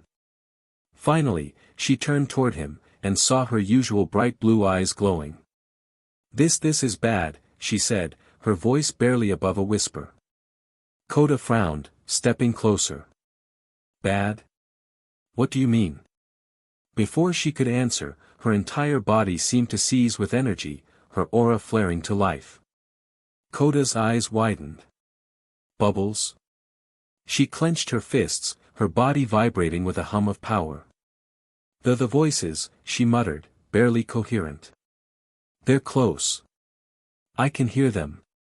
Koda tried to process what she meant, but the air around them seemed to shift suddenly. It was faint at first, the acrid scent of smoke drifting through the air. Koda's heart skipped a beat. He looked up, his pulse quickening as he saw the first signs of trouble. Smoke billowed from the distance, rising like a dark omen against the night sky. A flash of blue flickered, though odd for a color, but he could see the telltale signs of flames licking the forest. His heart raced. "This isn't good," he muttered. Then Mandalay's voice echoed urgently in his head, "Everyone. We're under attack by two villains at the entrance to the forest. There are definitely more, but the number is unknown." And even Bubbles didn't receive the message. She knew what was up. "They are people here," she said, her voice strained. "They're all around us." Koda turned to face her, his worry mounting. "We need to go." Mandalay said to retreat. "We need to get back to the others." But Bubbles didn't move. Instead, her powers flared up again, this time with a terrifying intensity. Her entire body shimmered with blue energy, and her eyes burned with fury. The air around her seemed to vibrate with power. Koda took a step forward, trying to calm her down, but before he could reach out to her, she suddenly froze. A flash of recognition passed over her face, her eyes widening in horror. "Koda," she suddenly yelled, the fear radiating from her voice. The cry was enough to startle him, and he stepped back, bewildered. "What? What's going on? What about him?" But before Koda could react, Bubbles shot her hands out and grabbed him by the waist, lifting them both off the ground with an explosive burst of energy. The air shimmered with blue light as she shot upward, her powers crackling with raw intensity. He's in trouble, she yelled again, her voice desperate, her grip unyielding as they flew through the air, a trail of blue energy following their rapid ascent. Koda, still in shock, could only yell in panic as the ground below them disappeared. Bubbles! What are you doing? She didn't answer, her focus entirely on the direction she was heading. Koda blinked, still in disbelief, his heart hammering in his chest.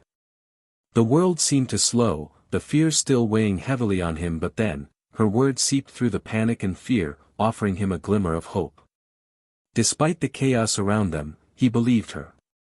At that moment, Koda yells, his still standing, pointing to the scene behind them, and they all turned around. Muscular slowly pushed himself up from the debris, his laugh echoing through the forest like a maniacal cackle. He shook off the dust and cracked his neck, glaring at the trio before him. I see you got some help, kid, he taunted Koda with a sneer. His eyes then flicked over to Bubbles, and a wicked grin spread across his face as recognition hit him. Ah, finally. I found one of the targets. Koda froze, his heart dropping at the word target. He looked at Bubbles, and she instantly knew what he was thinking.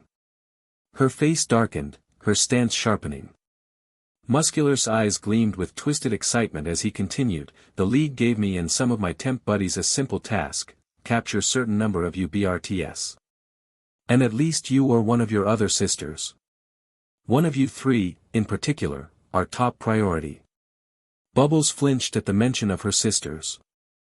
The mention of top priority rattled her for a moment, but she quickly scowled, pushing the fear aside. There was no time for hesitation.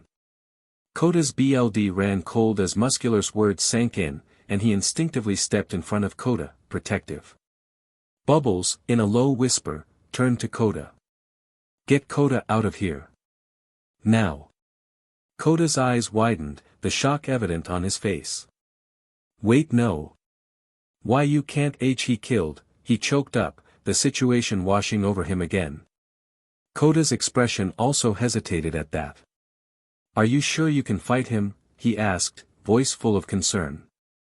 Yes, Bubbles didn't hesitate. If they're hunting for some people in the camp, or me or my sisters, then he's dangerous. I can't risk both of you being caught in the middle. Or even captured, she glanced at Muscular, still grinning from ear to ear. Go. I'll handle him. Koda opened his mouth to argue, but before he could say anything else, Muscular surged forward with frightening speed, laughing maniacally. You shouldn't whisper, kid. It's rude. Without skipping a beat, Bubbles raised her hands, summoning a powerful force field just as Muscular's fist came crashing toward them. The impact shook the air around them, but the shield held firm, stopping his punch cold. Muscular took a step back, eyes wide with mock surprise. Oh, this little girl's tough. His grin only grew wider. How tough are you? Bubbles scowled, glaring straight into his eyes. Very. With a snarl, she slammed her hands forward, pushing the force field with all her might. Muscular was sent flying back, his body slamming into the ground with another grunt. Bubbles deactivated the force field with a snap, turning to Koda. Take Koda and go. Now. Koda hesitated, his eyes flickering between Bubbles and the growing threat that Muscular posed. But seeing her firm resolve, he quickly nodded, taking Koda by the waist. We have to go, Koda said, pulling out his DNA bracelet and tapping it, activating the rabbit's ability. The rabbit's agility was incredible, and with one powerful leap, Koda was airborne, darting above the battlefield and heading toward the safety of the inn. Koda tried to protest, his voice rising. No. I'm not leaving you. His arms reached out of Koda, but he was swiftly whisked away, too fast for Muscular to catch. He screamed upon seeing Muscular incoming. Not so fast, kid. In a last-ditch effort, Muscular lunged toward Koda's foot, a wicked grin on his face. I ain't letting you cowards leave, he bellowed, his hand reaching for Koda's foot. Before Muscular could grab hold of him, Bubbles shot forward and grabbed Muscular's ankle. She pulled, using her strength to toss him into the ground with a resounding crash. "You won't touch them," she snarled, landing down and stepping into a fighting stance, her glowed fiercely. "I guess I could have my fun with you, kid." Muscular slowly stood up, wiping the dirt from his body. His eyes gleamed a devilish green as he turned to face Bubbles, his grin widening. "Better not disappoint me, I want to hear you scream." Bubbles just narrowed her eyes at that. From the darkness above the rocks, an individual watched the scene unfold below, his eyes glinting with amusement. He shook his head, muttering to himself, "No fun. The more the merrier." He casually popped something into his mouth, chewing slowly before blowing a bubble that popped with a soft pop. A malicious giggle escaped his lips, a mix of childishness and cruelty. "I'll just see how best to make things more," he murmured, glancing in the direction Koda and Koda were running toward, "Fun." With a final chuckle, he vanished into the shadows, silently moving to intercept them. Catnip Inn, outside the building. The forest lay under a blanket of darkness, the towering trees stretching far into the night, their silhouettes softened by the faint glow of distant lights. In the distance, just beyond the training grounds of the wild pussycats, a plume of blue and pink light cut through the darkened sky, signaling the beginning of an unexpected confrontation. Dobby's flame-scorched smile gleamed in the night as he loomed at the edge of the woods, his eyes narrowed at the duo before him. A strong gust of wind carried the scent of burning wood as Dobby raised his hand, his fingers curling into a menacing gesture. Blue flames erupted, hissing through the air toward Aizawa and Blossom. The blue inferno rippled forward, its scorching heat crackling against the forest's cool night air. But to Dobby's growing annoyance, a blast of icy mist met the flames head-on, freezing them into shards mid-air. The source of the ice, Blossom, her breath turning the air around her into a frosty mist. Her proficiency and control made Dobby more annoyed. "You can't block my flames forever, you know," Dobby sneered, his dull eyes were beginning to burn with frustration. Aizawa, his usual calm demeanor unwavering, kept a close eye on Dobby as he cautiously moved, his hands ready to pull out his scarf, looking for an opening, if not for his student in the way. "You're not supposed to fight villains." Aizawa barked at Blossom, his voice filled with frustration, as his eyes glinted red from the power of his quirk. Blossom paused for a moment, her eyes flicking over to Aizawa, considering his words, and Dobby took advantage of the moment. "Kayama." Distracted already, he taunted, his lips curling into a sadistic grin. He lunged at them again, sending a new barrage of blue flames strkng toward the girl. But Blossom didn't flinch. "Sorry, not that easily distracted," she muttered, her pink eyes glowing brightly. In an instant, she turned toward Dobby, her gaze locking with his, the pink light enveloping him. With a swift motion, she raised her hands and sent him flying into a nearby tree, the impact echoing throughout the air as his body slammed against the trunk with a sickening thud. His arms were pinned tightly to his side as Blossom's telekinesis held him in place. Dobby grunted, attempting to free himself, but Blossom was already standing in front of him, her face hard and focused. "What are you doing here?" Blossom demanded, her tone unwavering. "Who sent you to come here?" From a distance, Aizawa's voice called out, "Kayama. Get back inside now," as he made his way over to them. But Dobby's mocking, dry chuckle filled the air, cutting Aizawa's words off mid-sentence. "I guess the freak was right," Dobby muttered, the sinister edge to his voice unmistakable. "When he said that you and your sisters would be a problem." Blossom's eyes narrowed as she leaned in closer. "What do you mean by that?" Her voice came in warning tone. "Oh, just that with the way my group is spread out, picking off your classmates, it won't be long until we overwhelm you or your sisters, huh?" Dobby's grin widened, knowing the exact kind of reaction he was provoking. Aizawa's hand instinctively reached for his scarf, wrapping it tightly around the villain. "That's enough," Aizawa growled, his voice firm as he activated his quirk, his red eyes locking onto Dobby. The immediate suppression of Dobby's flames was evident, and the villain's smirk faltered as his powers began to nullify. But Dobby just chuckled again, a chilling, deep laugh that reverberated through the air. How sure are you that you can keep your students from him? Aizawa narrowed his gaze, ignoring the villain's words. We will deal with whatever or whoever your employer is, but right now, you're captured. But before Aizawa could react further, the pink glow that once surrounded Dabi disappeared, and he turned quickly, eyes scanning the area. Blossom was already flying through the trees, her mind set only on one thing. Him is here. I need to find the girls we have to fight together. Blossom. Get back here. Aizawa yelled, his frustration evident, but by the time the words left his mouth, she was already gone, soaring high above the forest. And Aizawa stood there, momentarily stunned, his eyes flicking to Dabi. He could hear the villain chuckling.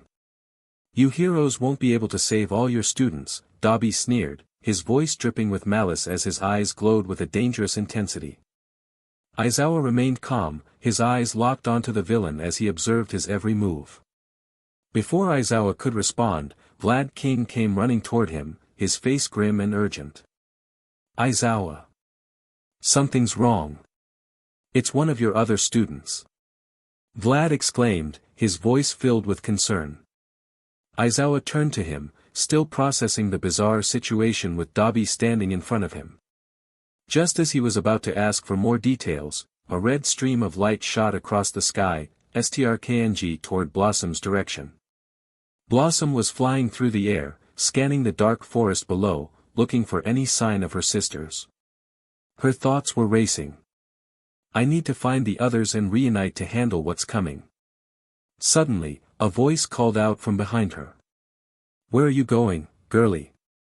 Blossom whipped around in surprise, her eyes widening as she saw the figure standing there. Brick, she exclaimed, her voice full of disbelief.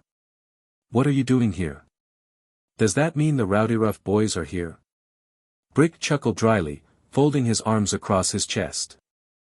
Wow, still such a smarty pants, aren't you? He said with a smirk, clearly enjoying the tension. Blossom's face hardened. Where is him? She demanded, her tone low and serious.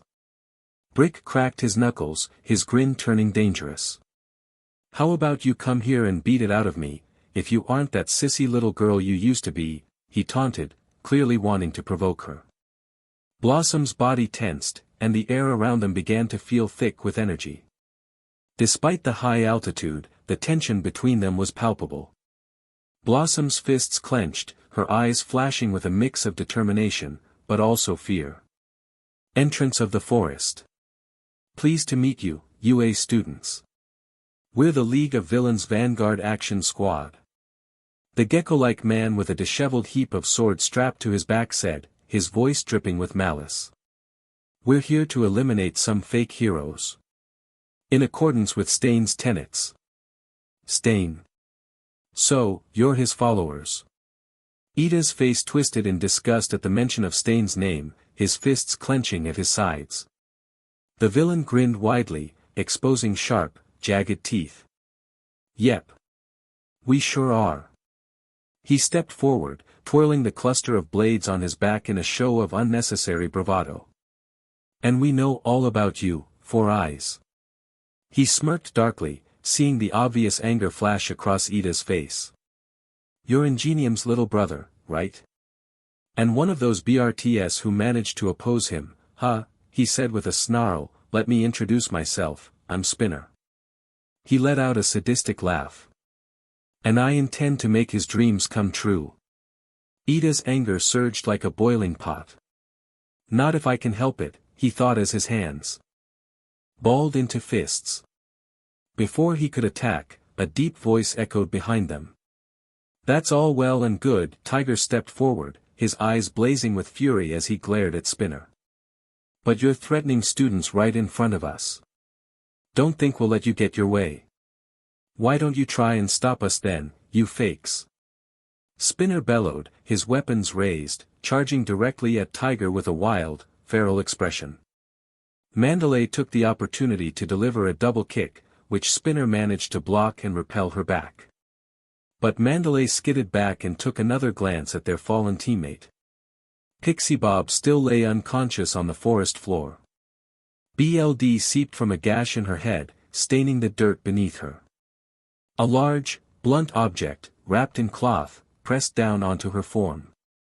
Magna, grinning sadistically, had seemingly used the object in conjunction with her quirk to pin Pixie Bob down, ensuring the pro-hero couldn't escape.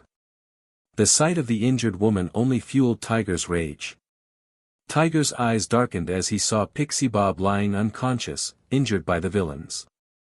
"I don't care who you are, you're criminals." His voice cut through the air like a WHP.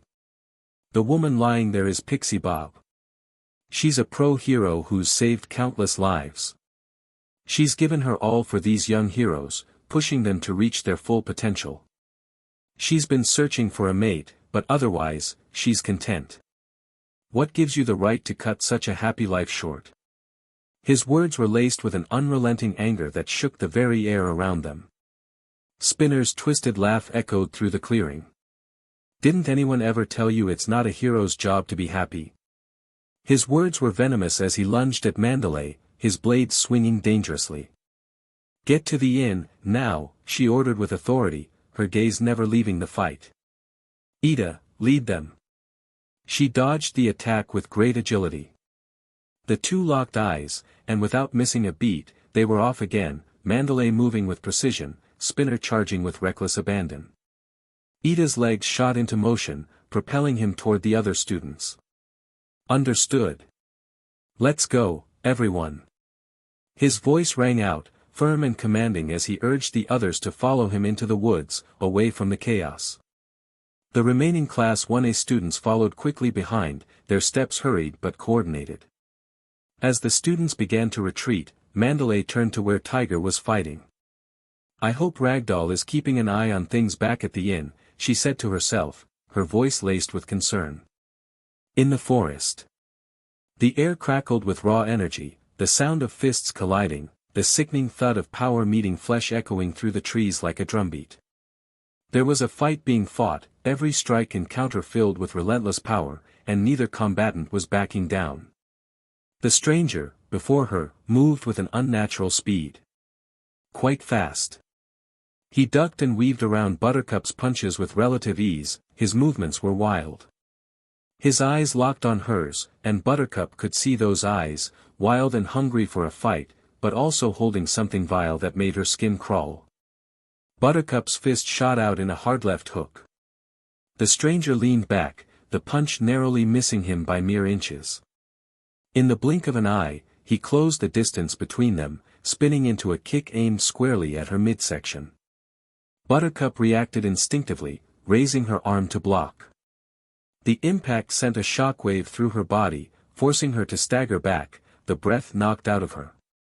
But Buttercup didn't give him an inch. She surged forward, throwing a flurry of rapid punches that could crack a tree, aimed at his head. The stranger manages to sidestep each one with speed that matched Buttercup's, countering with swift jabs to her ribs. One punch landed, a sharp jab that stole the air from her lungs. She winced but didn't back down. "Not even, pal," she inwardly growled. The next attack came in the form of a roundhouse kick. Buttercup twisted her body, narrowly avoiding the strike. The stranger snarled in frustration, but before she could react, he launched a brutal punch toward her face. Buttercup's instincts kicked in. She caught his wrist mid-air, twisting his arm with more force. Yanking him toward her, she drove her knee into his stomach, and he stumbled back, breathless. But he wasn't out. In a heartbeat, the figure recovered, his foot skidding against the ground as he pushed off, launching himself toward her with a vicious uppercut. Buttercup ducked just in time, the punch grazing the top of her head. Without hesitation, she spun, landing a solid elbow to his jaw. The blow rocked him back, but he didn't fall. He shook his head, wiping a trickle of spit from his lip, his gaze hardened, but a sly smile crept up his face. His eyes burned with a cold fury, and with a guttural growl, he lunged at her again. This time, a brutal series of punches came to her head and chest. Buttercup blocked most of them, but one punch landed with a sickening thud against her cheek. The sharp sting shot through her skull, and she staggered. Gritting her teeth, Buttercup recovered quickly, just in time to see the stranger sidestep an incoming strike. He dodged to the side with lightning speed, his body a blur, and made a break for something, or rather someone, in the distance. No way! Buttercup's instincts immediately took over. With a burst of speed, she rocketed forward, faster than the eye could follow. In an instant, she grabbed the stranger's arm, preventing him from reaching his goal. Using his own momentum, she spun him around in a swift circle. She threw him through the air, his body crashing into tree after tree, slamming against the trunks with a loud crash. Branches and splinters were sent flying as the guy tore through the path. Buttercup stood panting, her chest heaving as she caught her breath. Something akin to adrenaline shot through her, as she could feel her eyes glowing a furious green, but she wasn't about to let her anger get the best of her. Just yet. She turned, her eyes scanning the destruction, broken branches, and scattered debris. Her eyes softened as they landed on a certain figure beside her. Ragdoll lay unconscious against the base of a tree, her body battered, her breath shallow. Her clothes were torn, and the remnants of her once bright costume were stained with touches of blood. Every bruise, every broken bone, was a testament to the assault she'd barely managed to survive. If it wasn't for Buttercup's help, that is. Geez, why did she insist I go? Flashback. Moments ago, in the midst of the scare game, Ragdoll had been keeping a close watch on the raven-haired girl, Buttercup, much to her irritation. When Ragdoll had approached her with the idea of teaming up to treat any injuries that might arise during the night, Buttercup had been hesitant but agreed. It wasn't exactly a negotiation, more of knowing that it might have something to do with eye bags, so she went along with it. The night had gone on quietly. The two had sat in silence for a while, Ragdoll using her powers to monitor the other students. Occasionally, she would glance at Buttercup, who pretended not to notice but undoubtedly did. At one point, Ragdoll alerted Buttercup to a student from Class 1B who seemed to be in pain. Buttercup went over to investigate, but when she arrived, there was no one there. Instead, she saw smoke in the distance. "The forest is on fire," Buttercup muttered to herself, her eyes widening in alarm. Without a second thought, she raced back toward Ragdoll, knowing they needed to leave immediately. But just as she was about to return to their spot, she heard the sound of a heavy thud. Buttercup's heart leapt into her throat, and without thinking, she blurred into a super-speed sprint toward the source of the noise. What she saw when she arrived made her heart stop. A figure shrouded in the shadows of the trees was holding up Ragdoll's beaten form. His hand gripped her by the collar, lifting her limp body as though she weighed nothing. With his other hand, he traced his fingers over her battered face, a twisted smile spreading across his lips. "It was so easy to subdue this one," the villain chuckled darkly, his voice twisting with something sick. "She's a real handful for a hero, but she's so delicate at the end. Get your filthy hands off her, creep." Without a moment's hesitation, she shot forward, her body propelled by an explosive surge of energy. Her fist collided with the villain's jaw with a sickening crack. The impact sent him flying, his body careening through the air and crashing into a cluster of trees. The force of the blow reverberated in the air, not caring if she severely injured the guy. Buttercup immediately dropped to Ragdoll's side, checking for any sign of life. She breathed a silent sigh of relief when she felt Ragdoll's shallow but steady breath. "Yo, Catwoman, hang in there, yeah," Buttercup stated, her voice tight as she gently cradled Ragdoll's head in her hands. "We're so leaving, like N." Just as she was prepared to fly Ragdoll to safety, her eyes shot up to the villain, who was already climbing to his feet, as he made his way back, knocking trees away like they were nothing. That set alarm bells in Buttercup's head. With a swift motion, she laid down the battered hero by the tree and positioned herself in front of Ragdoll. "All right, who are you?" Buttercup shouted, her voice sharp as her body crackled with green energy. Her hands ignited with intense energy, and she braced herself for whatever the villain would throw her way. "Ah, babe, you don't recognize me, he said, his tone feigning hurt. I'm quite offended. Buttercup froze, her eyes narrowing as the figure emerged from the shadows. His face was familiar in the worst way, those devilish green eyes, something familiar about that voice. Her breath hitched, and for a split second, she was paralyzed by disbelief. You, her voice faltered, but there was no mistaking it now. The realization slammed into her like a punch to the gut. It's me. Your first kiss, the villain revealed himself with a smirk, his voice dripping with dark amusement. Do you remember now, princess? Buttercup's voice trembled, but only for a second, quickly replaced by her cool composure. Her eyes glowed green in warning. You're dead. The villain's smile only widened. Funny. I was thinking the same thing about you. Without another word, Buttercup lunged, and so did the figure, as they collided in a flurry of fists. End of flashback. Buttercup, coming out of her daydreaming, quickly turned around to face her opponent. Knowing that he wasn't known to stay down that long. And neither were his brothers. What are you doing here, Butch?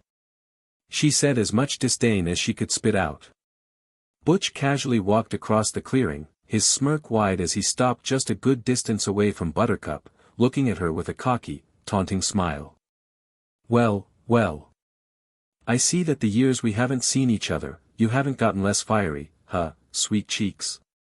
Butch drawled, his voice dripping with amusement. He sauntered over, barely a care in the world, as though he were enjoying the moment. Buttercup just scoffed, staring him down with a defiant smirk. And I see you can still take a punch, she said, her eyes glowing with a dangerous, fiery green light. But it's nice that I got to sucker punch you, perv.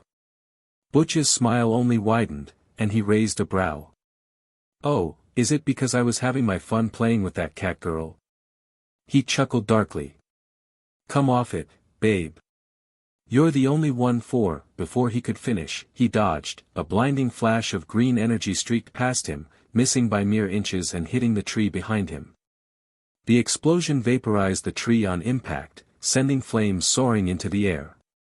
Butch blinked, momentarily stunned as he stared at the smoldering wreckage. He turned his gaze back to Buttercup, an annoyed scowl on his face. I see you still can't take a compliment, he sneered. Buttercup lowered her arms, the green smoke still curling from her fists. Her voice was steady but serious.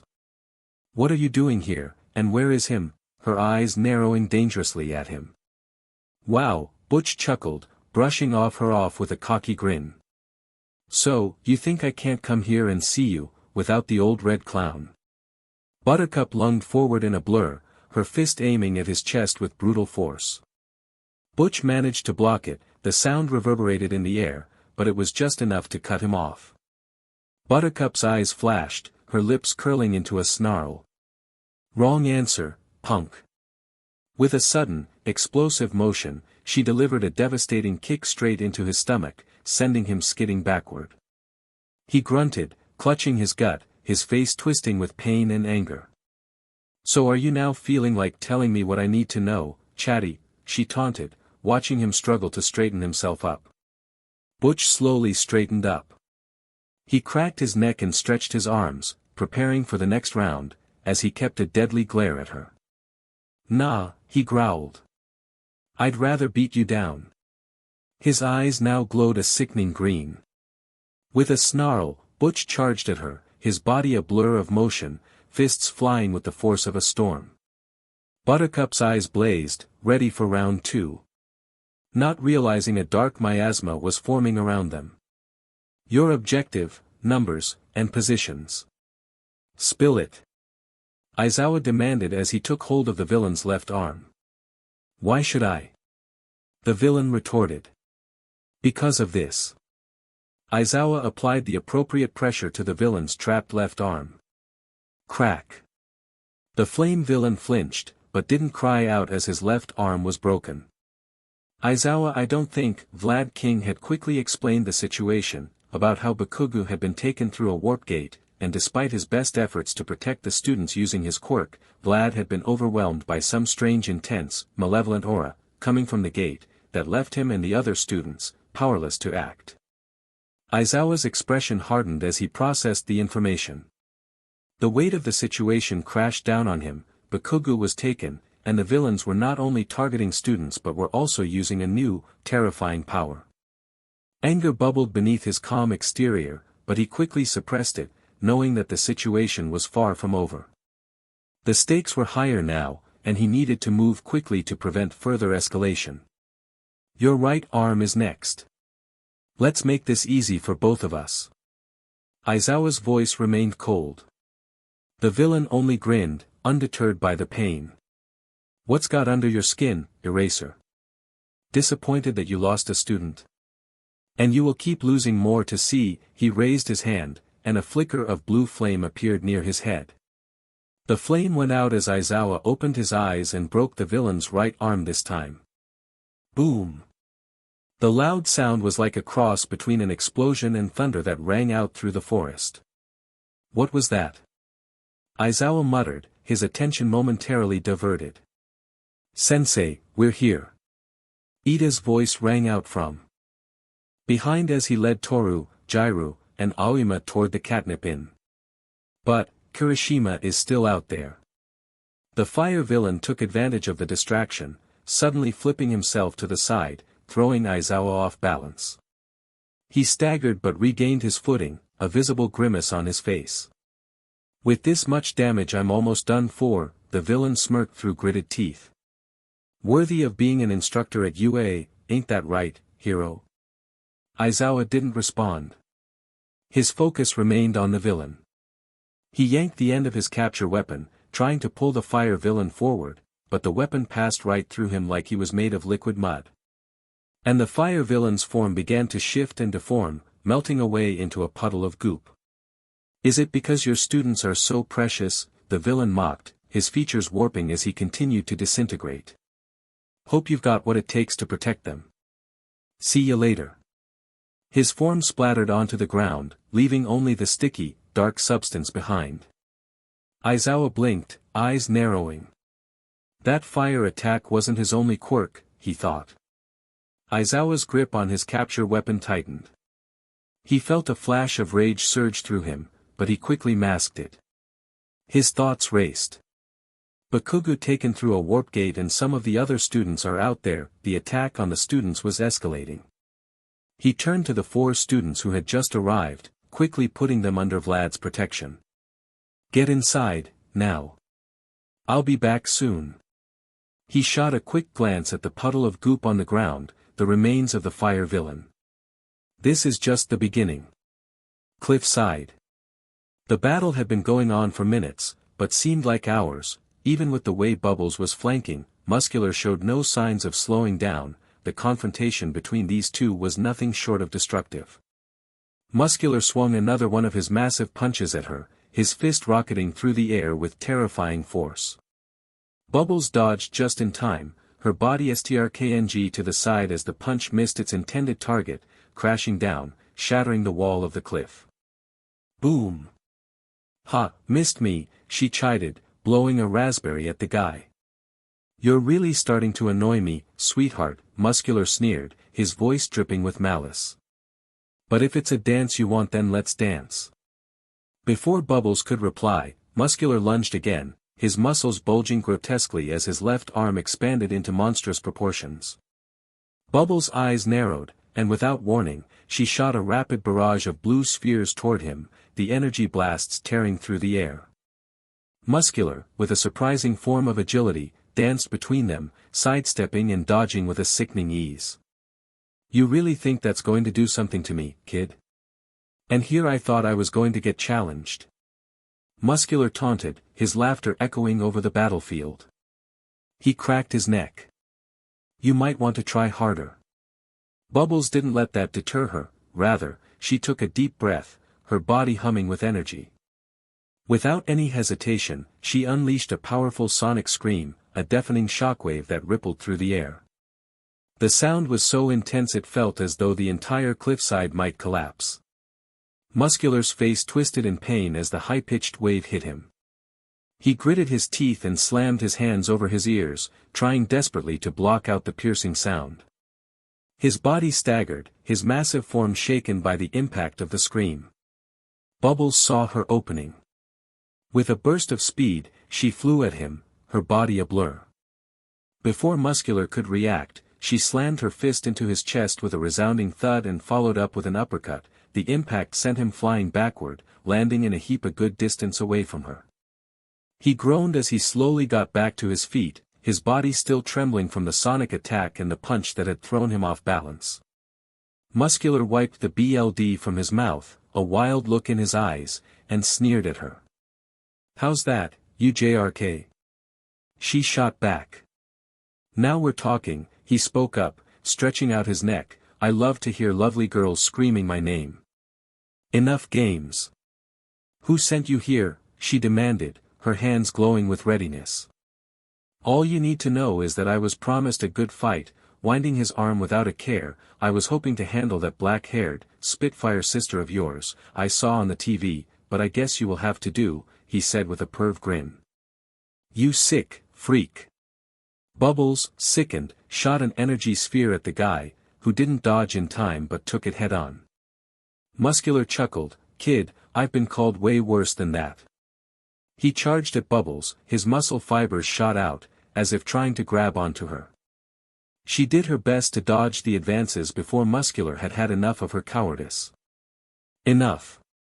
Just as Bubbles flew behind him, he spun on his left foot to give a backhanded swing that connected with Bubbles' back, sending her bouncing off the wall and onto the ground.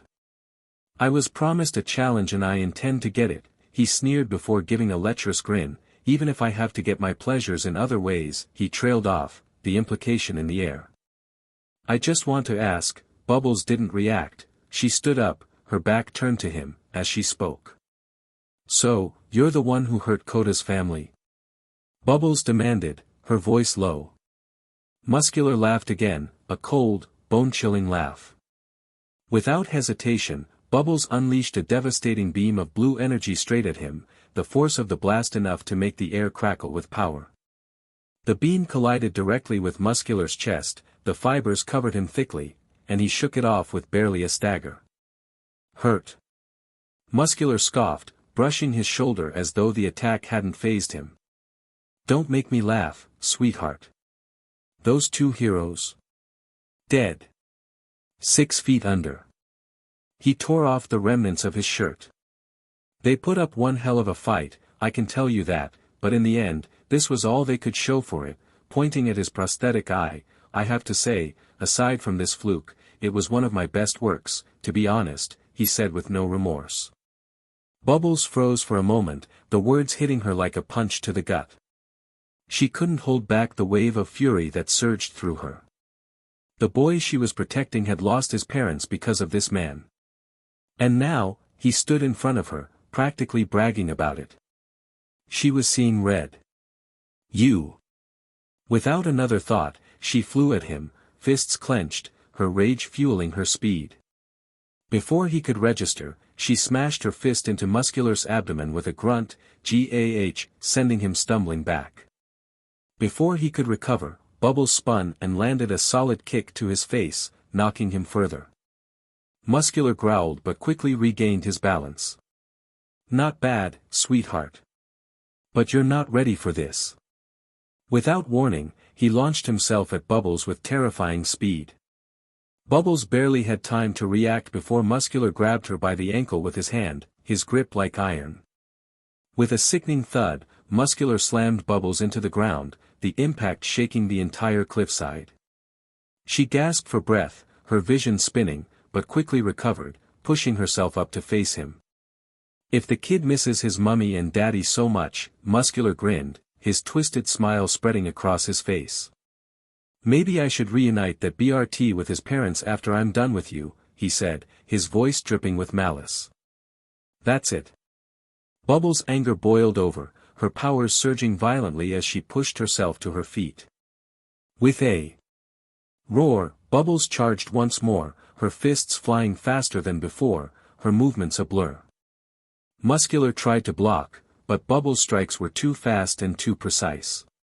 She pummeled his chest with one punch, hitting his ribs with a crack, then slammed another punch into his jaw, sending him reeling back.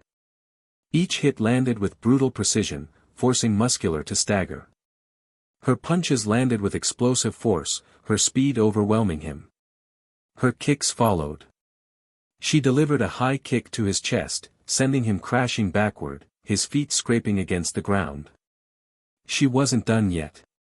In one swift movement, she shot a blinding beam of blue energy straight into Muscular's chest, pushing him further into the ground.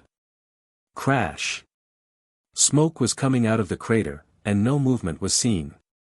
And for a moment, silence fell over the battlefield. Bubbles hovered in mid-air, taking a long, shaky breath, her body still crackling with energy. She thought she had done it. He was down.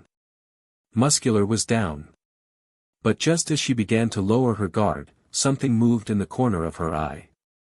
A long, serpentine muscle fiber, glowing with a sickly green light, shot out from Muscular's body, wrapping around Bubbles' leg before she even realized it. The grip tightened instantly, and before Bubbles could react, the tendril jerked hard, yanking her down to the ground with horrifying strength. Wah! Bubbles gasped, her heart racing as she struggled to break free. The muscle snake yanked her again, smashing her body into the earth with enough force to rattle the air. The impact sent shockwaves through her body. But the tendril wasn't done. It flung her again and again, slamming her body against the rocky surface like a rag doll, till a crater was formed, before slamming her up against the cliff wall. Bubbles grunted as the air left her lungs, and she skidded to the ground, trying to shake off the dizzy feeling. Then the man's voice boomed out. "You think I was done, BRT?" His voice was deep, almost unrecognizable, filled with madness. "Wrong. I was merely gauging how much pleasure I would get from the fight, and now. Oh, I think it's time to finish you off." She looked up to face him, and she saw something horrifying. Muscular's body began to wriggle and twist. His muscles rippled violently, and something far worse was happening. His back visibly distorted, becoming swollen and unnaturally large. Muscle fibers shot from the skin, writhing and twisting like tentacles. His face elongated, taking on a predatory, reptilian quality. His pupils changed to slitted, snake-like ones, glowing with primal rage, a green glow. His entire body seemed to be mutating in real time, reshaping into something monstrous. He laughed maniacally as his transformation continued, the sound echoing through the air like a predator in its final stages of hunger. A monster. In an instant, Muscular's muscle fibers shot out from his body, the tendrils now resembling heads of snakes, their eyes all green and deadly. They hissed and lashed toward Bubbles with terrifying speed. Bubbles gasped audibly and shot up into the air, narrowly avoiding one of the tendrils. She still hovered, but before she could make a counterattack, a tendril wrapped around her ankle. It tried to pull her down, but she shot a beam at the creature, severing its grip long enough to escape. Suddenly, a massive punch crashed into her midsection, sending her tumbling back toward the ground. She barely managed to stop her fall, halting in midair. Gritting her teeth, she went on the offensive, launching dozens of blue energy spheres at Muscular. But the blasts barely made an impact. "Is that all you've got?" Muscular just laughed again, his insane cackle ringing out, "Your little attacks mean nothing to me now." The tendrils followed his command with speed and precision, whipping out at her from all angles. Bubbles swerved and dodged as best as she could, but with every movement, another tendril would catch her. Her body was bruised and battered as she swarmed around, trying her best to fight back, but the sheer number of attacks and their speed overwhelmed her. She was thinking quickly, how to restrain him, how to hold him still, but nothing was coming to mind. Her thoughts were halted when another tendril knocked her out of the air, sending her slamming against the cliff wall. Her hands were pinned out to the side, held tightly by the muscle fibers. She struggled, but the pressure was too great. Then, a sickening voice echoed in the air, "Is the big bad man too much for you?" It wasn't Muscular talking now, it was him, she stated, as she recognized the voice, and it seemed as though he was taking over this fight now. Why, hello there, Bubbles.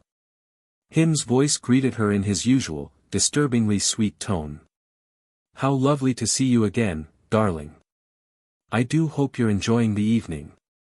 Bubbles tried to shout, him, what are yo, but was immediately stopped mid-sentence by a tentacle wrapping around her mouth, silencing her. The voice turned venomous. Shut up, you DMNBRT. Then, in a sickeningly sweet tone, they continued, I wasn't finished, dear Bubbles. Not yet. I just wanted to say hello. But I know you or your other sister will visit me here soon. How exciting that will be. Bubbles' eyes narrowed at him, her frustration growing as she tried to move her muscles, but they refused to obey. The tendrils around her only tightened, constricting further. Him chuckled through Muscular's mouth. I just wanted to see how you are faring with my new little toy, but I can see that you are in quite a predicament. How wonderful.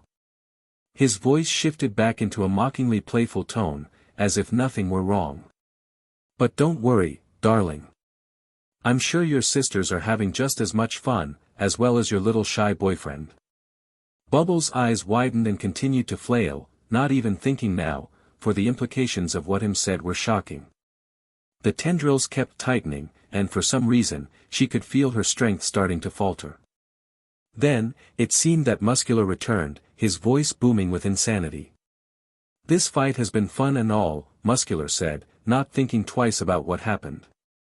But it's over no. He was, however, cut off by a splash of water that hit his head. He turned slowly, who you, his eyes narrowing as he saw Kota standing there, shaking, but with fire in his eyes. The boy's hands were raised, and his voice, though shaky, was loud.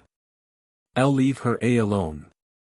Kota shouted, his voice cracking with fear and determination. Bubbles' heart skipped a beat. Kota, no, she thought, panic filling her.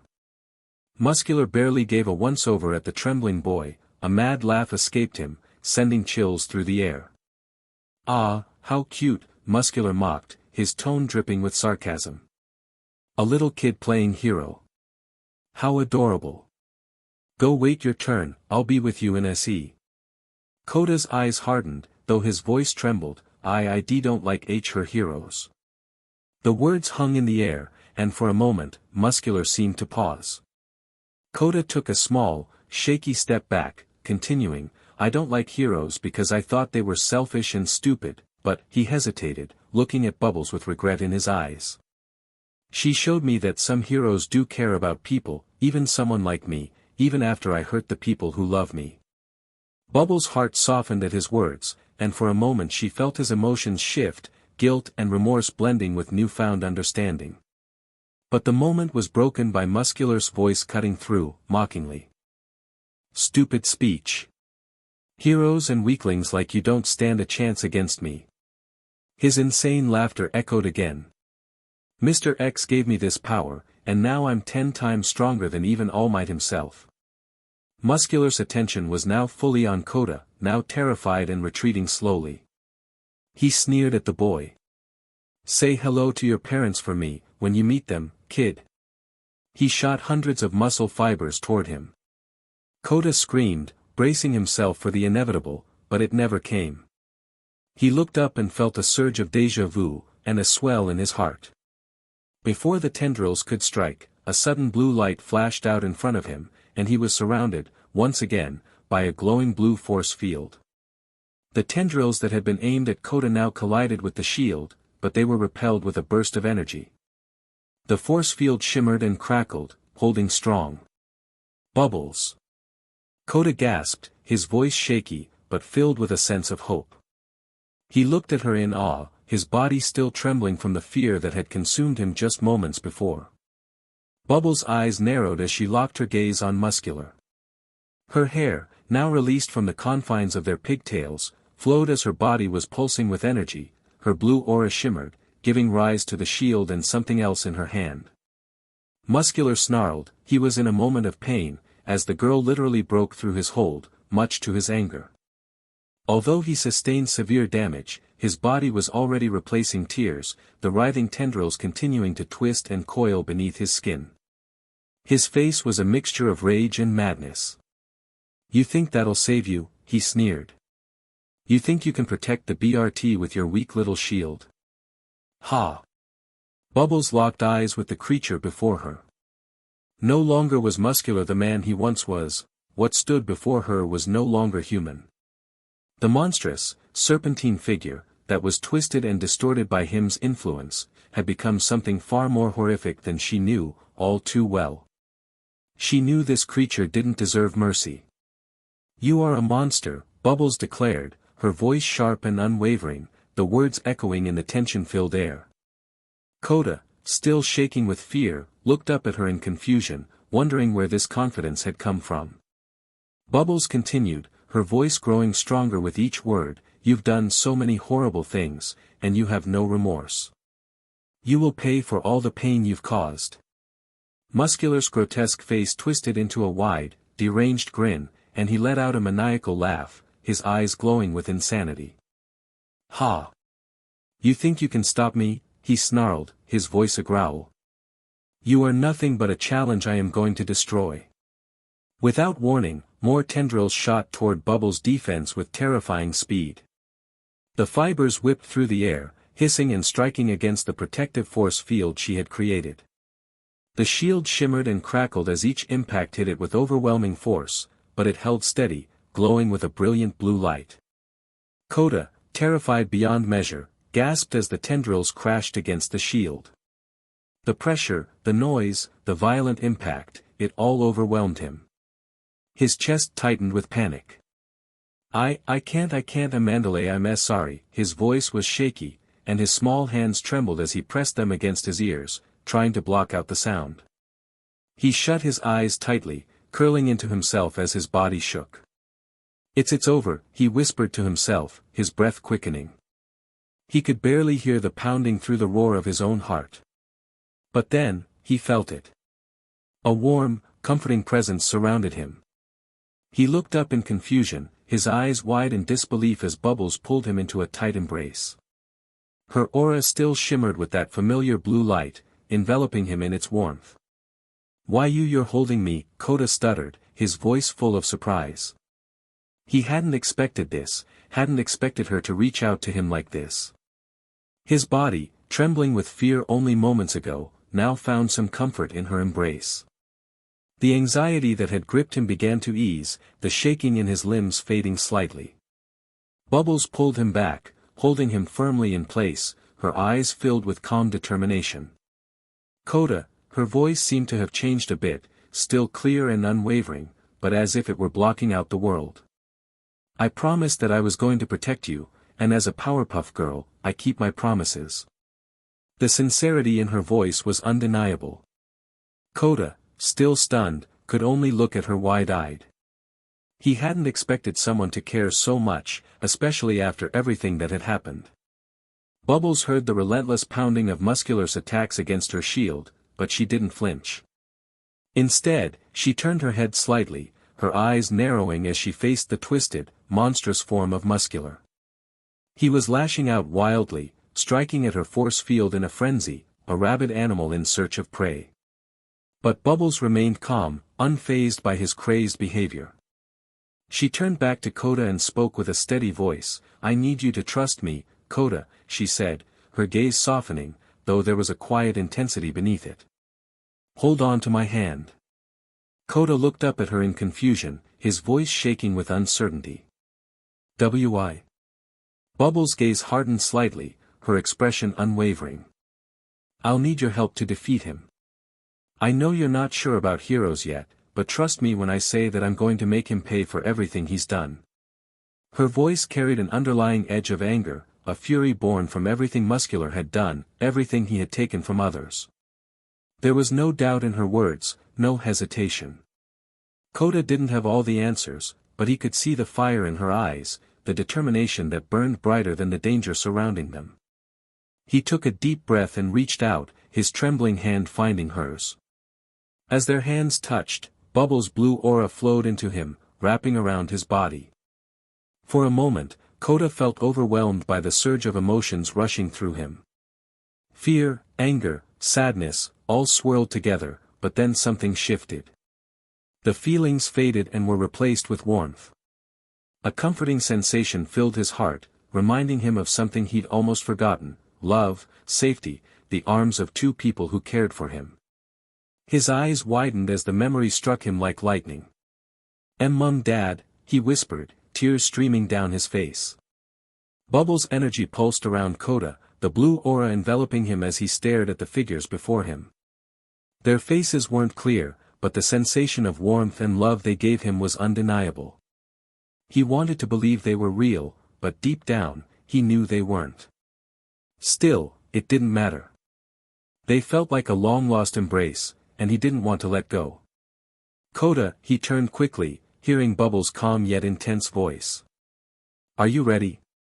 Tears still streamed down his face, but something in her tone gave him the strength to act. Kick his butt," Kota shouted, his voice quivering but resolute as he watched Muscular still pummeling the force field. Bubbles' eyes closed as she focused, her hands swirling with dozens of blue spheres.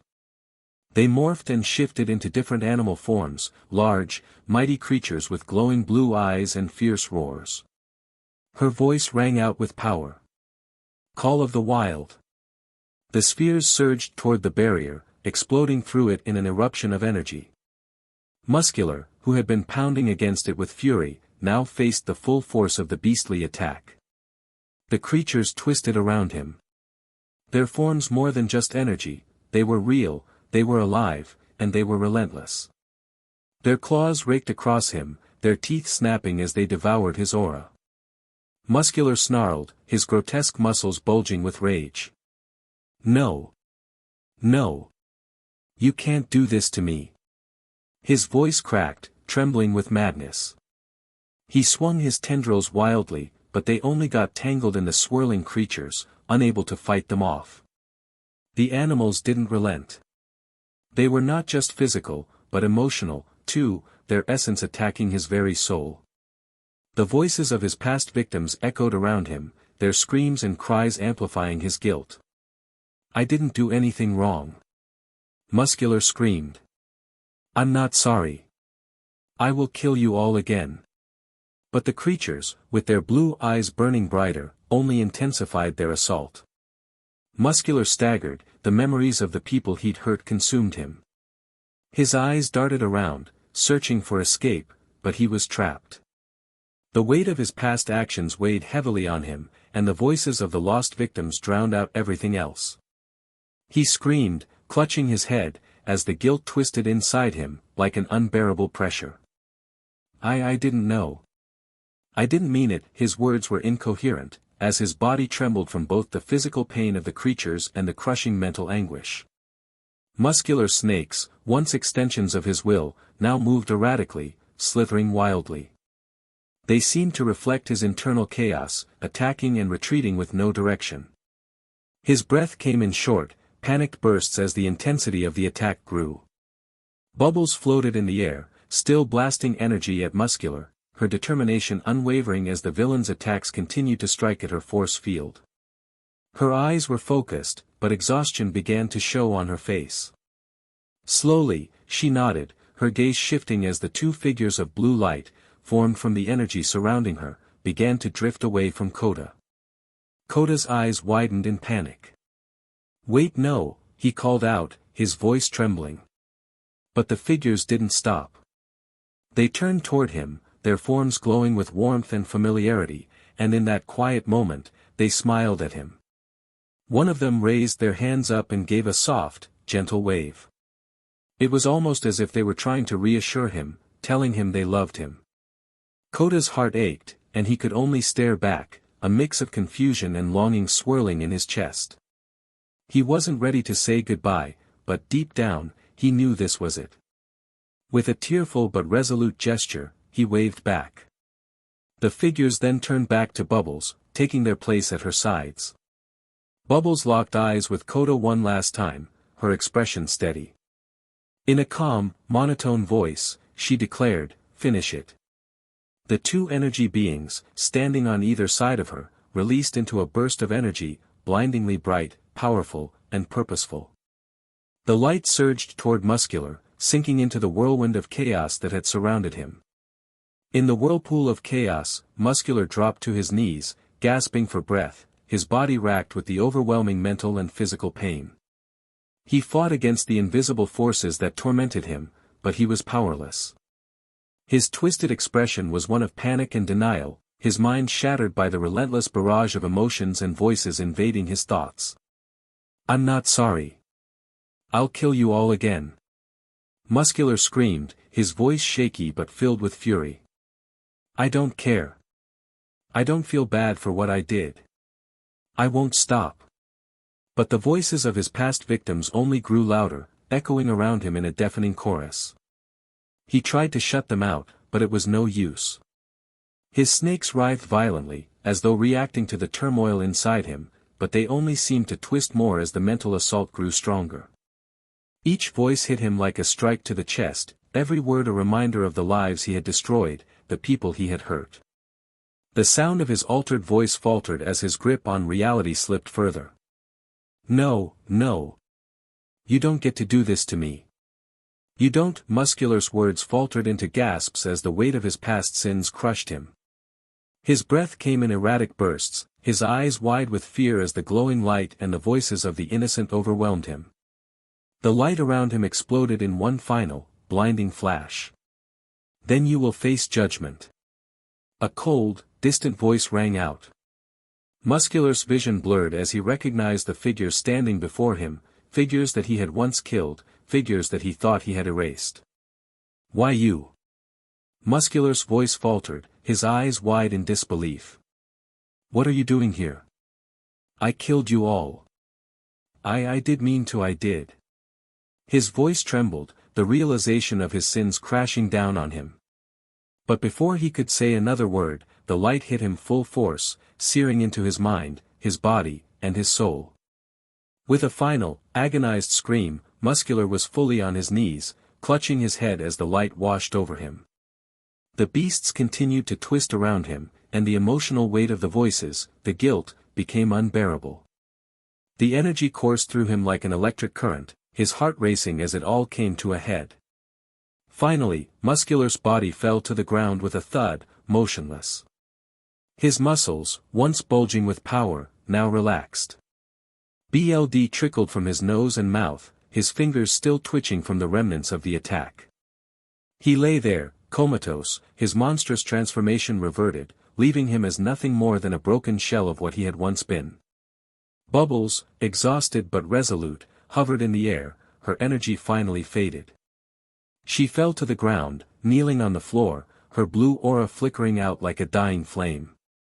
She sat there for a moment, her body trembling from the effort, and then she collapsed, her hands propping her up as she struggled to catch her breath. Kota, still in shock from the intense moment, stumbled toward her. Bubbles, his voice cracked with emotion as he called her name, his hands trembling. He dropped to his knees beside her, wrapping his arms around her, his face pressed into her back as he tried to hold her steady. His tears soaked into her clothes, his voice muffled with the weight of his emotion. "Bubbles, are you okay? What did you do? What was that?" Bubbles didn't immediately answer. She sat still for a few moments, her chest heaving as she tried to process everything. Suddenly, she turned to him, her face filled with concern. "Kota, where's Kota?" she asked urgently. Kota blinked, his exhaustion creeping in. I don't know." But before he could finish, a wave of dizziness overtook him, and he collapsed into Bubbles' arms. "Kota, no." Bubbles gasped, her voice rising in panic. She tried to steady him, but the exhaustion took its toll on her as well. Before she could say anything more, a familiar voice rang out above them, filled with excitement. "Wow, that was so much fun, wasn't it?" Bubbles' heart sank. Her eyes narrowed, and she looked up in disbelief. "Boomer." So alright folks, that's all for today. Stay tuned for part 14. Do subscribe, like and share for more such videos. Also check out the story and author ChiWriters on FANFICTIONnet. Press the bell icon to be notified first on release. See you in the next video. Till then, goodbye.